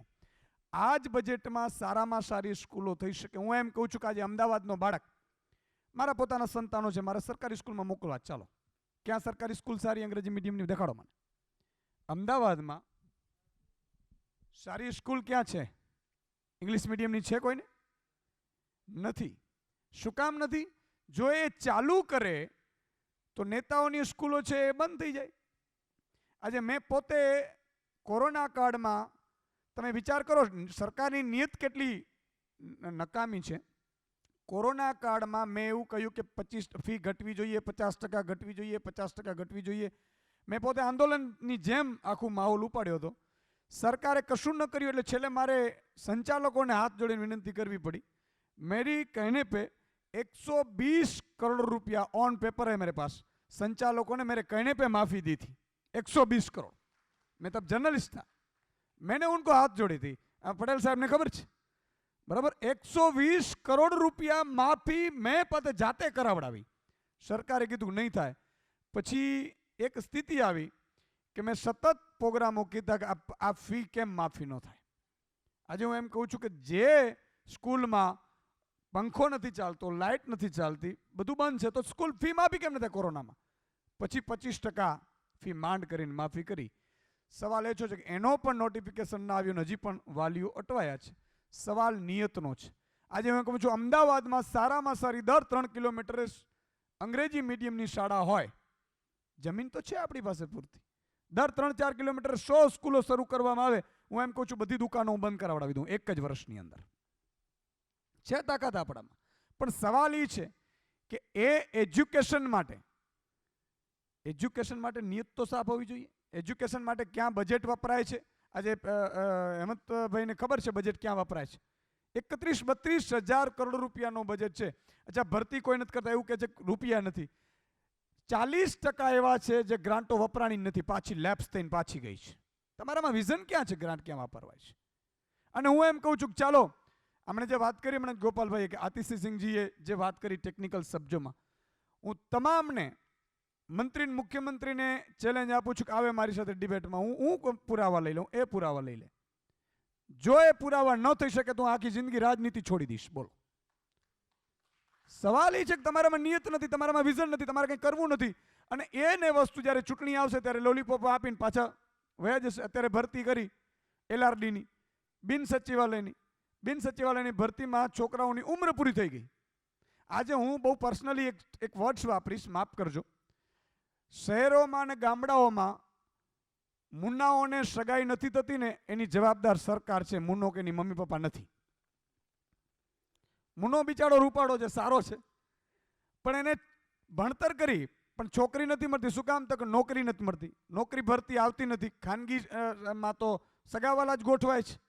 તમે જુઓ બધી જગ્યાએ સગાવાલા ગોઠવાય છે. મેં આખો સિરીઝ કરેલી, જર્નલિસ્ટ હતો ત્યારે. એક જિલ્લો એવો નથી જ્યાં ભાજપ અને કોંગ્રેસના નેતાઓની સ્કૂલો ન હોય. મારી પાસે લિસ્ટ છે એનું, આપણે નામ નથી લેવું. હવે જો તમારી દુકાનો ચાલુ રહેવાની છે તો તમે સારું શું કરી શકવાના છે? હું જે વ્યવસાયમાં હું એમ કહું છું કે જે પણ વ્યવસાયમાં મારે મંત્રી હોઉં તો મારે એ લાલ બહાદુર શાસ્ત્રી ને એવા બધા આપણા નેતાગણ એવું કહીને ગયા છે કે એ વ્યવસાયમાં આપણું કોઈ હિત ન હોવું જોઈએ. સોગંદ તમે શેના ખાઓ છો? શપથ તમે શેના ખાઓ છો? શપથ ખાઓ છો એનો 1% પણ પાલન નથી કરતા. અને તમે સિમ્પલી જુઓ, આ તો તમે એજ્યુકેશનની વાત કરી, 40,000 કરોડ રૂપિયા આદિવાસીઓના ઉત્થાન માટે વપરાણા વનબંધુ યોજના અંતર્ગત. આદિવાસીઓ ત્યાંના ત્યાં છે. હમણાં હું એક આદિવાસીઓના ઘરોમાં ગયો હતો અને જેટલા પણ આદિવાસીના નેતા છે ભાજપના, એના બંગલાઓ બની ગયા છે. કેમ? એ મજૂરી કરવા ગયા છે. સિમ્પલ દેખાય છે. એટલે આ લાગણીઓથી મત મેળવવું. આતિશજીએ ખૂબ સારી વાત કરી कि जब तक हम नहीं सुधरेंगे, हमें सोचना पड़ेगा हमें क्या चाहिए, किस तरह से नेता चाहिए.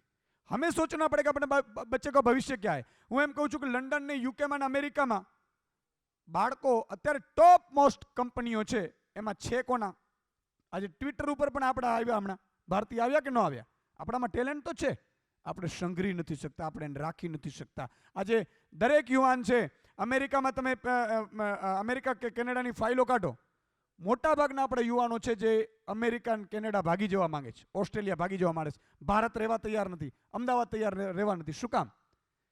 કારણ કે અહીંયા વ્યવસ્થા જ નથી. કોણ રહેશે? ભાવિ પેઢી ક્યાં જશે? તો એના માટે વિઝન હોવું જોઈએ અને એ એજ્યુકેશનથી થાય. અને જો આમ આદમી પાર્ટીની સરકાર આવશે ને તો 2 વર્ષની અંદર અમદાવાદ, વડોદરા, સુરત, રાજકોટ તો ઠીક છે, એક એવું શહેર નહીં હોય કે જ્યાં ટોપ ક્લાસ DPSને ટક્કર મારે એવી અંગ્રેજી મીડિયમની શાળાઓ નહીં હોય, ગુજરાતી મીડિયમની શાળાઓ નહીં હોય. આ અમારું ધ્યેય છે, લક્ષ્ય છે. અને ગોપાલભાઈ કીધું ને અરવિંદજીએ પણ કહ્યું છે કે અગર हमने काम किया है, मैं एक बार मौका दीजिए. काम अगर नहीं होता है तो दोबारा मत दीजिए. અમે મત ન આપતા, અમે કહીએ છીએ મત ન આપતા, પણ એક વખત તમે 27 વર્ષથી ભાજપને આપ્યો છે, કેટલાક લોકોએ કોંગ્રેસને આપી છે. એકવાર આમ આદમીને આપીને દેખાડો, અને જો અમે કામ ન કરી શકીએ તો બીજી વખત અમને તમે ગળવાય ન દેતા. આ બહુ ક્લિયર વાત છે. आभार ईशु भाई. अभी गोपाल भाई ने जिसका जिक्र किया था, एक्चुअली नेक्स्ट सवाल ही वही था. प्रोफेसर मनीष आचार्य जी है और मनोज खत्री जी है यहाँ पे, ज़रा हाथ ऊंचा कर देना. इन लोगों का ये सवाल है कि दिल्ली सरकार ने प्राइमरी, सेकेंडरी, हायर सेकेंडरी के फील्ड में तो अच्छा काम किया है, मतलब स्कूली शिक्षा जिसको बोलते हैं, लेकिन उच्च शिक्षा यानी कि ग्रेजुएशन, पोस्ट ग्रेजुएशन और कॉलेज, यूनिवर्सिटी लेवल का एजुकेशन है, उसमें आम आदमी पार्टी का क्या विजन है और दिल्ली में उस क्षेत्र में क्या क्या काम हो रहे हैं वो. क्योंकि यहाँ पे मुझे लगता है कि मोर देन 50%, 50% से ज़्यादा लोग ऐसे भी हैं जो उच्च शिक्षा के साथ जुड़े हुए कॉलेज में प्राध्यापक है. आश्री, आपकी बात सही है कि अक्सर हम जब बात करते हैं तो स्कूलों के बारे में ही बात करते हैं. हायर एजुकेशन में क्या हुआ है, क्या सोच है, उस पर थोड़ी कम बात होती है.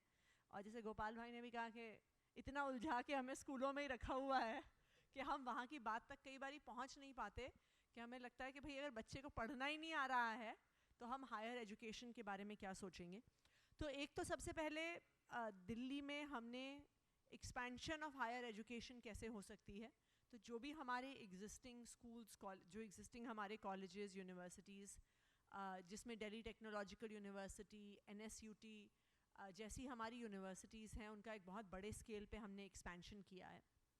लेकिन मुझे लगता है कि जो दिल्ली सरकार ने सबसे इंटरेस्टिंग काम किया है हायर एजुकेशन को लेके, वो सिर्फ हमारी मेन स्ट्रीम यूनिवर्सिटीज़ में नहीं किया, बल्कि अलग अलग तरह की क्या यूनिवर्सिटीज़ हो सकती हैं जिनका हम सपना देख सकते हैं, उस पर दिल्ली सरकार ने काम करना शुरू किया है.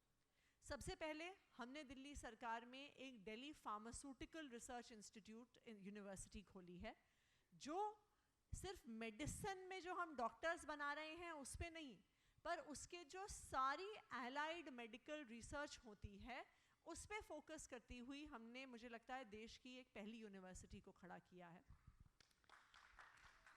दूसरा, और मैं मानती हूँ कि ये हमारा काफ़ी एक इंटरेस्टिंग और इनोवेटिव प्रोजेक्ट है जिसको हमने पिछले 1-1.5 साल में शुरू किया है. दिल्ली सरकार ने शुरुआत की है एक Delhi skill and entrepreneurship university की. अक्सर स्किलिंग को एक ऐसा शब्द माना जाता है, स्किलिंग एक ऐसा शब्द है जो स्टार्टअप्स की तरह है, जो इस्तेमाल तो बहुत होता है लेकिन रियलिटी में होता कुछ नहीं है. अक्सर हम देखते हैं कि स्किलिंग के नाम पे जो सारे कोर्सेज होते हैं, कि हमारी स्पीच उनकी जेब में रिपीट हो रही थी.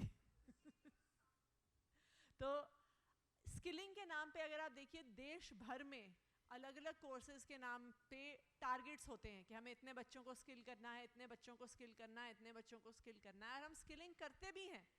लेकिन उस स्किलिंग के बाद भी वो स्टूडेंट्स वहीं के वहीं खड़े होते हैं, उनकी एम्प्लॉयबिलिटी फिर भी ज़ीरो होती है, उनका फ्यूचर फिर भी वहीं पे ज़ीरो पे खड़ा होता है. क्यों? क्योंकि अगर आप देखिए हमारी पूरी जो टेक्निकल एजुकेशन है, खासकर हमारे ITIs, हमारे पॉलिटेक्निक्स जो स्किल एजुकेशन देते हैं, उनमें समस्या क्या है कि पूरी दुनिया में जो स्किलिंग और हायर एजुकेशन है वो आपकी मार्केट और आपकी इंडस्ट्री से लिंक्ड है, कि जो मार्केट की रिक्वायरमेंट होगी, जो इकोनॉमी की रिक्वायरमेंट होगी, जो इंडस्ट्री की रिक्वायरमेंट होगी, उसके आधार पे हम हायर एजुकेशन करते हैं. लेकिन भारत में आजकल हम ऐसे भी कोर्सेज पढ़ाते हैं जो मार्केट से बिल्कुल गायब हो गए हैं. क्यों? क्योंकि 20 साल पहले हमने उसके एक प्रोफेसर को नौकरी दे दी थी, और वो क्योंकि अब एक परमानेंट प्रोफेसर हमने हायर कर लिए हैं, इसलिए चाहे वो कोर्स अब रेलिवेंट हो या ना हो, उसको पढ़ाए जा रहे हैं. या 10 साल पहले हमने उसकी लैब इक्विपमेंट खरीद ली थी, उसकी मशीनें खरीद ली थी, लेकिन हो सकता है कि आज वो मशीनें मार्केट से चली गई हैं, लेकिन फिर भी हमारे यहाँ उसके कोर्सेज पढ़ाए जा रहे हैं. तो हमने Delhi skill and entrepreneurship university को इस तरह से इन्विजन किया है कि वहाँ पर हम मार्केट और इंडस्ट्री से लिंक्ड कोर्सेज पढ़ाते हैं. कि जैसे जर्मनी में हम सुनते हैं कि जो वहाँ के स्किलिंग प्रोग्राम्स हैं वो 70-30 मॉडल पे चलते हैं, कि 70% टाइम स्टूडेंट्स अपना इंडस्ट्री में बिताते हैं और 30% टाइम अपना क्लासरूम में बिताते हैं. उसी आधार पे हम Delhi skill and entrepreneurship university की शुरुआत कर रहे हैं, जहाँ पे जो अभी हमने 12 नए अंडर ग्रेजुएट कोर्सेज शुरू किए हैं, उस कोर्स का डिज़ाइन बनाने वाले वो लोग नहीं हैं जो एक सिर्फ एसी कमरे में बंद हैं। अगर डिजिटल मीडिया और डिज़ाइन का कोर्स बना है तो दिल्ली की बड़ी बड़ी एड एजेंसीज में काम करने वाले एग्जीक्यूटिव्स ने उसे डिज़ाइन किया है।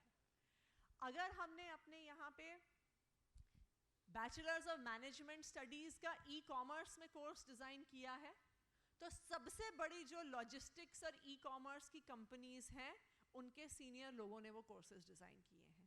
तो जब हमारे बच्चे ये कोर्सेज पढ़ के बाहर निकलते हैं, यही कंपनियां उनको इंटर्नशिप देने के लिए तैयार खड़ी हैं, यही कंपनियां उनको हायर करने के लिए तैयार खड़ी हैं। जो हमारा रिटेल का कोर्स हमने डिज़ाइन किया है, उस कोर्स में पहले दिन से 50% कंपोनेंट स्टूडेंट्स का क्लासरूम में है और 50% कंपोनेंट इंडस्ट्री में है, अपनी जहाँ पे वो आगे जाके नौकरियाँ करने वाले हैं। तो हम अपने स्टूडेंट्स को अपनी हायर एजुकेशन के माध्यम से ऐसे तैयार कर रहे हैं कि वो एक्चुअली जाके मार्केट में जाके इकोनॉमी में जाके सक्सेसफुल हो सके। पर सिर्फ इतना ही नहीं है कि हम सिर्फ उन्हें जॉब ओरिएंटेड और मार्केट ओरिएंटेड तैयारी करा रहे हैं, हम ऑन दी अदर हैंड अपने स्टूडेंट्स को रिसर्च ओरिएंटेड भी बना रहे हैं। हमने स्टूडेंट्स को और टीचर्स को जो हमारे हायर एजुकेशन इंस्टीट्यूशंस में हैं, उन्हें रिसर्च में इनकरेज करने के लिए दिल्ली सरकार ने एक ये प्रोग्राम चलाया है कि अगर कोई भी स्टूडेंट जो अपनी पीएचडी कर रहा हो, रिसर्च कर रहा हो, या कोई भी हमारे इंस्टीट्यूट में कोई टीचर हो, वो अगर कहीं से भी रिसर्च ग्रांट लेके आते हैं अपनी रिसर्च के लिए, तो दिल्ली सरकार उनको मैचिंग ग्रांट देगी कि उनको डबल फंडिंग मिल पाए अपनी रिसर्च के लिए। सो हमारा सपना हायर एजुकेशन को लेके ये है। सबसे पहले तो मैं मानती हूँ कि जो मैंने अपनी पिछली बात में शेयर किया कि हमारे बच्चे जो हमारे स्कूल और हमारी एजुकेशन से निकलें, एक एंटरप्रेन्योर बनने के माइंडसेट से निकलें कि वो सिर्फ खुद नौकरी ढूंढे नहीं, वो खुद इस देश की इकोनॉमी को आगे बढ़ाने वाले बने। ये एक महत्वपूर्ण स्तंभ है हमारी हायर एजुकेशन का, जिसके लिए हमने एंटरप्रेन्योरशिप और अपने इनक्यूबेटर्स अपनी सारी यूनिवर्सिटीज़ में बनाए हैं, नंबर 1। नंबर 2, जो हम अपनी यूनिवर्सिटीज़ में पढ़ा रहे हैं अपनी एग्जिस्टिंग मार्केट और इंडस्ट्री की फ्यूचर रिक्वायरमेंट के हिसाब से, तो हमारे स्टूडेंट्स मार्केट रेडी और इंडस्ट्री रेडी निकले। और ना सिर्फ आज की मार्केट और इंडस्ट्री के हिसाब से, हम अपने कोर्सेज डिज़ाइन कर रहे हैं आने वाले 10 साल में मार्केट और इंडस्ट्री कहाँ जाने वाली है, उसके हिसाब से हम अपने स्टूडेंट्स को आज तैयार कर रहे हैं। और तीसरा, तो चाहे एंटरप्रेन्योरशिप हो, चाहे मार्केट रेडीनेस हो, एम्प्लॉयबिलिटी रेडीनेस हो, और तीसरा, हमारे स्टूडेंट्स ही रिसर्च में आगे बढ़ें, चाहे वो कोई भी फील्ड हो, चाहे वो ह्यूमैनिटीज़ हो, चाहे वो इंजीनियरिंग हो, चाहे वो प्योर साइंसेस हो। और उसको इनकरेज करने के लिए हम अपने स्टूडेंट्स को और फैकल्टी को रिसर्च ग्रांट्स देते हैं। जहाँ से भी वो अगर ग्रांट लेके आते हैं, दिल्ली सरकार उतना ही मैचिंग ग्रांट उनको देती है। तो एंटरप्रेन्योरशिप, मार्केट रेडीनेस और रिसर्च, ये एक तरह से 3 हमारे पिलर्स हैं हमारे हायर एजुकेशन के। Thank you. अभी जैसे न्यूज़ में काफ़ी देखने को मिलता है और अभी भी कोरोना का खतरा जैसे टला नहीं है। एक चीज़ और मैं कहूँगी, आई थिंक ये दूसरा जो हमारा एक सपना है, हम अपने सारे जो भी स्टूडेंट्स के साथ काम करते हैं, जो हमारे हायर एजुकेशन में भी पढ़ते हैं, अभी हम स्कूलों में भी, हमने एक शुरुआत करी है समथिंग कॉल्ड देशभक्ति पाठ्यक्रम की। क्योंकि हम ये मानते हैं कि सिर्फ इतना काफ़ी नहीं है कि हमारे स्टूडेंट्स पढ़ लिख के सक्सेसफुल हों। हम ये मानते हैं कि हमारे स्टूडेंट्स पढ़ लिख के सक्सेसफुल तो हों ही, लेकिन देश के लिए कुछ करने की मानसिकता से निकलें। क्योंकि कुछ दिन से जब से ट्विटर के नए सीईओ एक भारतीय मूल के व्यक्ति बने हैं, तो एक बड़ा इंटरेस्टिंग मीम चल रहा है सोशल मीडिया पे, जो मुझे लगता है हम सब के लिए बहुत रेलेवेंट है। उस मीम में सारे जो इंडियन सीईओज़ हैं, गूगल का सीईओ, ट्विटर का सीईओ, सबकी फ़ोटोज़ दी हुई हैं, और उसमें नीचे ऊपर लिखा हुआ है, पढ़ेगा इंडिया तभी तो बढ़ेगा अमेरिका। राइट? तो अभी के दिन में जो हमारे पढ़े लिखे बेस्ट टैलेंट हैं, हम उन्हें पढ़ाते हैं, हमारा देश उनमें इन्वेस्ट करता है, हमारा समाज उनमें इन्वेस्ट करता है और वो अमेरिका के जीडीपी में जाके कंट्रीब्यूट करते हैं। तो हम ये भी मानते हैं कि अपने बच्चों को टैलेंटेड बनाने के अलावा उनमें देश के प्रति एक मानसिकता भी जागरूक करने की ज़रूरत है कि वो सिर्फ ये ना सोचें कि हमें कितनी बड़ी सैलरी और हमारे पेचेक में कितने ज़ीरोस लगेंगे, वो ये भी सोचें कि हम जिस best of the best institution से पढ़ के बाहर निकले हैं, यहाँ से निकल कर हम अपने देश के लिए क्या कर सकते हैं, इस देश की डेवलपमेंट के लिए क्या कर सकते हैं। Thank you. बात हो रही थी कि बार बार स्कूल बंद करने पड़ते हैं, चाहे वो कोरोना का रीज़न हो, पोल्यूशन का रीज़न हो। तो इसमें ऐसा होता है कि एक बार सेट हो गई सारी प्रक्रियाएं, सारी रिदम में स्कूल चल रही है, उसके बीच में ये रुकावट आती है, तो क्या ये बैरियर जैसा नहीं लगता है कि वापस बंद करना है, वापस शुरू करना है? और उसी के साथ जुड़ा हुआ दूसरा क्वेश्चन, ऑनलाइन एजुकेशन। क्या आपको ऐसा लगता है कि ऑनलाइन एजुकेशन अब वास्तविकता बन चुका है और उसे स्वीकार कर लेना चाहिए? और अगर हाँ, तो इसको और इफेक्टिव कैसे बना सकते हैं ताकि वो रियल एजुकेशन की तरह ही हमको उसकी जो भी असर है, उसके परिणाम जो है वो हमको मिल सके? देखिए, ऑनलाइन एजुकेशन पे पिछले साल 1.5 साल से बहुत चर्चा हो रही है क्योंकि कोविड की वजह से स्कूल बंद रहे हैं और बहुत ये भी बात हुई है कि अब आगे चलते हुए भी ऑनलाइन एजुकेशन शायद फ्यूचर का तरीका है। लेकिन पर्सनली मैं ऑनलाइन एजुकेशन को लेके मेरे मन में तो बहुत सवाल है। सिर्फ इसलिए नहीं कि ऑनलाइन एजुकेशन के माध्यम से बच्चे कितना पढ़ पाते हैं, कितना समझ पाते हैं, वो तो एक सच्चाई है ही। हम सब ने अपने घरों में अपने बच्चों को देखा है कि वो वीडियो ऑफ कर देते हैं, साउंड ऑफ कर देते हैं, इधर उधर घूमते रहते हैं, ये सब ने देखा है। लेकिन उससे भी ज़्यादा महत्वपूर्ण ये है कि जब आप टेक्नोलॉजी की बात करते हैं तो हमारे देश में एक बहुत बड़ा क्लास डिवाइड है कि टेक्नोलॉजी की जब हम बात करते हैं तो बच्चे एक तरह से इंडिया और भारत के बीच में डिवाइडेड हैं। और मैं ये अक्सर देखती हूँ कि मैंने अपने ही जैसे परिवार में देखा है, मेरी बहन के 2 बच्चे हैं, एक 8th स्टैंडर्ड में है, एक 3rd स्टैंडर्ड में है। उनकी ऑनलाइन एजुकेशन में पिछले 2 साल में बिल्कुल भी पढ़ाई बाधित नहीं हुई। क्यों? क्योंकि उनकी बड़ी बेटी के पास अपना एक लैपटॉप है, छोटे बेटे के पास अपने मदर का आईपैड रहता है, दोनों की क्लासेस एक समय पे रखती हैं, एक को एक कमरा मिलता है, दूसरे को दूसरा कमरा मिलता है, अनइंटरप्टेड ब्रॉडबैंड कनेक्शन मिलता है। दूसरी तरफ आप जाइए दिल्ली के सरकारी स्कूल में पढ़ने वाले बच्चों के पास, जो अक्सर एक कमरे के मकान में पूरा परिवार रहता है। आप इंटरनेट छोड़ दीजिए, डिवाइस छोड़ दीजिए, घर में अगर 2 या 3 बच्चे हैं, उनके पास घर में बैठ के पढ़ाई करने की जगह तक नहीं होती है। हम क्या ऑनलाइन एजुकेशन की बात कर रहे हैं? अक्सर घरों में सिर्फ एक फ़ोन होता है, वो भी पिताजी के पास, जो दिन में काम करने जाते हैं। तो दिन में जब क्लास चल रही होती है तो बच्चों के पास फ़ोन अवेलेबल नहीं होता। अगर अवेलेबल भी होता है तो ज़्यादा से ज़्यादा एक बच्चे के पास अवेलेबल होता है। फ़ोन भी अवेलेबल हो तो ज़्यादातर घरों में ब्रॉडबैंड कनेक्शन नहीं होता। मोबाइल पे बात हम जब खुद करते हैं तो 3-3 बार बीच में फ़ोन कट जाते हैं। उसी इंटरप्टेड नेटवर्क कनेक्शन पे बच्चा जब अपनी पढ़ाई करता है तो टीचर की आधी बात सुनाई देती है, आधी बात नहीं सुनाई देती है। तो ये हमारे देश की सच्चाई है और ये तो मैं दिल्ली की बात कर रही हूँ, जहाँ पे फ़ोन भी ज़्यादा है, इंटरनेट कनेक्टिविटी भी ज़्यादा है, पर कैपिटा इनकम भी ज़्यादा है, तो परिवारों में ज़्यादा डिवाइसेस भी हैं। जब दिल्ली में ये हाल है तो आप सोच लीजिए कि हम जैसे गुजरात के गाँव के स्कूल की बात कर रहे थे, अगर हम गुजरात के किसी भी गांव में चले जाएं तो वहाँ पे क्या इंटरनेट, क्या डिवाइस, क्या ऑनलाइन एजुकेशन होगी, ये बहुत बड़ा सवाल है। तो इसलिए मुझे लगता है कि हमें ये बात बिल्कुल सही है कि कभी कोविड की वजह से, कभी प्रदूषण की वजह से हमें ऑनलाइन एजुकेशन के बारे में सोचना पड़ता है। लेकिन मैं ये मानती हूँ कि अभी हमारा देश उस स्थिति परिस्थिति से बहुत दूर है जहाँ पर हम वास्तविक तौर पे बच्चों को, और हर बच्चे को, देखिए आप 10%, 15% बच्चों को तो दे पाएंगे ऑनलाइन एजुकेशन, लेकिन एक क्लासरूम में जब बच्चा आता है तो हर बच्चा बराबर होता है, हर बच्चे को एक जैसा क्लासरूम मिलता है, हर बच्चे को एक जैसी टीचर मिलती है। तो अगर हमें ये एजुकेशन देनी है तो उस एजुकेशन को हम ऑनलाइन देने से तो फ्रैंकली बहुत दूर हैं।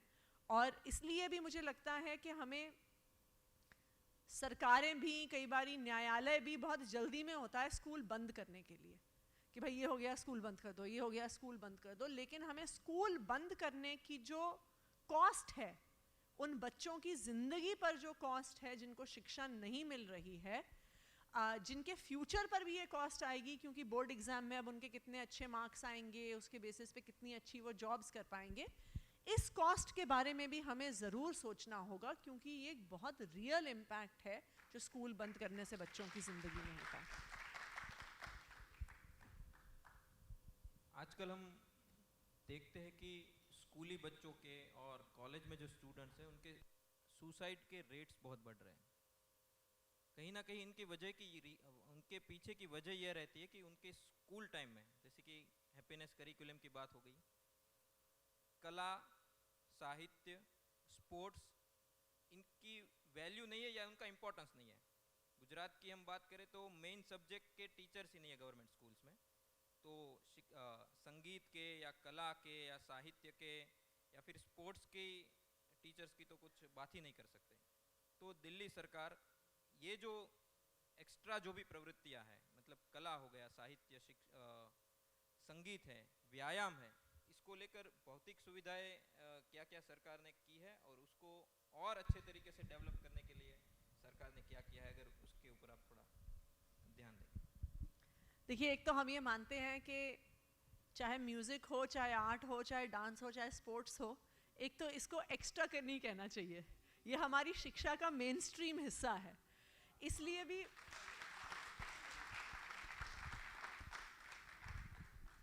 क्योंकि अगर मैं अपनी स्कूली शिक्षा के बारे में सोचूं तो मैंने ज्योग्राफी की क्लास में क्या सीखा था, साइंस की क्लास में क्या सीखा था, अलजेब्रा की क्लास में क्या सीखा था, शायद मुझे याद भी नहीं है, शायद मेरी ज़िंदगी में कभी काम भी नहीं आया। लेकिन हमने स्पोर्ट्स की फील्ड में क्या सीखा था, एक टीम में थिएटर एक साथ करते हुए क्या देखा था, म्यूज़िक और डांस सीखते हुए क्या सीखा था, हमने उसमें क्या सेल्फ कॉन्फिडेंस सीखा, टीम वर्क में काम करते हुए सीखा, स्पोर्ट्स में कुछ अचीव करने में जो सीखा, वो तो मैं मानती हूँ कि आज भी हमारी ज़िंदगी में बहुत काम आता है। तो इसलिए स्पोर्ट्स और इन सब को एक्स्ट्रा करिकुलर तो बिल्कुल भी नहीं कहना चाहिए। हमारी ये कोशिश रही है सबसे पहले कि इनको हमारे जो हम मेन सब्जेक्ट्स मानते हैं, एक तो उनका हिस्सा बनाया जाए। तो जैसे मैंने एक फ़ोटो में दिखाया भी था, एक हिंदी की क्लासरूम में एक रोल प्ले चल रहा था बच्चों का। तो हम कैसे आर्ट को, डांस को, म्यूज़िक को, कैसे जो हम सब्जेक्ट्स पढ़ा रहे हैं, इंग्लिश, हिंदी, मैथ, साइंस, उनको हम कैसे उनमें शामिल कर सकें। तो हमने ये एक शुरुआत करी है कि थिएटर खासकर लैंग्वेज टीचिंग में कैसे शामिल हो सकता है, सोशल साइंस टीचिंग में कैसे शामिल हो सकता है, उसकी बहुत एक्सटेंसिव ट्रेनिंग हमने आर्ट में, थिएटर में अपने सब्जेक्ट टीचर्स की करवाई है कि वो कैसे इन सारी एक्टिविटीज़ को अपनी क्लासरूम में शामिल कर सकें, नंबर 1। नंबर 2, अगर आप देखिए in terms of facilities also कि क्या फैसिलिटीज़ हैं इन सब चीज़ों को करने के लिए, तो स्पोर्ट्स फैसिलिटीज़ के लिए खासकर दिल्ली सरकार ने एक बहुत बड़े स्केल पे इन्वेस्ट किया है और हमने अपने गवर्नमेंट स्कूलों में वर्ल्ड क्लास स्पोर्ट्स फैसिलिटीज़ दी हैं। इनफैक्ट वो फ़ोटोज़ इस स्लाइड में, आई डोंट नो फिल्म में थी कि नहीं थी, पर अब हमारे दिल्ली गवर्नमेंट के कई स्कूलों में, आई थिंक एटलीस्ट 30 स्कूलों में ओलंपिक साइज़ के स्विमिंग पूल्स हैं। जैसे ओलंपिक्स में जिस साइज़ के स्विमिंग पूल्स होते हैं, वो हमारे दिल्ली के गवर्नमेंट स्कूल्स के बच्चों के पास उनका एक्सेस है। मैं सोचती हूँ, मैं तो खुद दिल्ली के एक बहुत बड़े और नामी प्राइवेट स्कूल में पढ़ी, लेकिन हमारे स्कूल में तो सवाल ही नहीं होता था कि मैंने भी स्विमिंग शायद किसी YMCA में 10वीं के बाद जाके पैसे देके किसी ट्रेनर से सीखी थी, लेकिन आज दिल्ली के सरकारी स्कूलों में बच्चे फ्री में स्विमिंग अपने स्कूलों में सीख रहे हैं।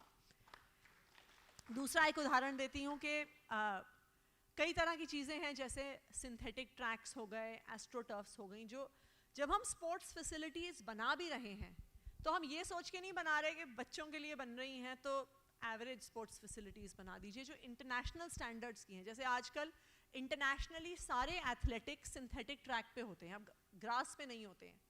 तो हम अपने सारे स्कूलों में स्पोर्ट्स फैसिलिटीज़ को, एथलेटिक ट्रैक्स को सिंथेटिक ट्रैक्स बना रहे हैं।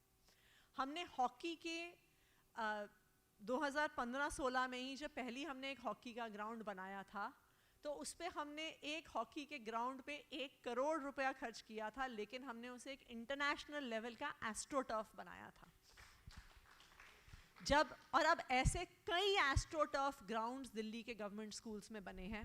मैं आज ईशुदान भाई से शेयर भी कर रही थी, आज हम बैठे हुए थे, तो जिस दिन हमने पहले ये एस्ट्रोटर्फ का उद्घाटन किया था, तो एक स्पोर्ट्स जर्नलिस्ट से मेरी बात हुई थी, तो उन्होंने मुझे एक बड़ी इंटरेस्टिंग चीज़ बताई थी। उन्होंने कहा था कि देखो, आप लोगों को रियलाइज़ नहीं हो रहा है कि आप कितनी बड़ी चीज़ कर रहे हो। उन्होंने कहा था कि एक बहुत बड़ा कारण जिसकी वजह से भारत अब इंटरनेशनल ईरा में हॉकी में कम मेडल्स जीत के आता है, वो ये है कि इंटरनेशनल हॉकी अब ग्रास पे नहीं खेली जाती, एस्ट्रोटर्फ पे खेली जाती है। लेकिन भारत में अभी तक ज़्यादातर स्पोर्ट्स फैसिलिटीज़ जो हॉकी के लिए हैं, अभी भी ग्रास टर्फ्स हैं। और जब आप ग्रास टर्फ और एस्ट्रोटर्फ में जो गेम होती है ना, उसमें स्पीड में बहुत अंतर होता है। एस्ट्रोटर्फ पे जो गेम होती है उसकी स्पीड बहुत फास्ट होती है। तो जो भारतीय खिलाड़ी हैं, बहुत अच्छे खिलाड़ी होने के बावजूद भी इंटरनेशनल स्टेज पे इसलिए नहीं अच्छा खेल पाते क्योंकि उन्हें एस्ट्रोटर्फ पे खेलने की ट्रेनिंग नहीं है। कहते हैं आज आप ये दिल्ली के सरकारी स्कूल में एक एस्ट्रोटर्फ का उद्घाटन कर रहे हो, कहते हैं आज आपको पता नहीं चल रहा, लेकिन आप मुझसे लिखवा लो, 15 साल में आप देखना इस स्कूल से और इस एरिया से इंटरनेशनल लेवल के हॉकी प्लेयर्स निकलेंगे जो देश को मेडल्स दिला के लेके आएंगे।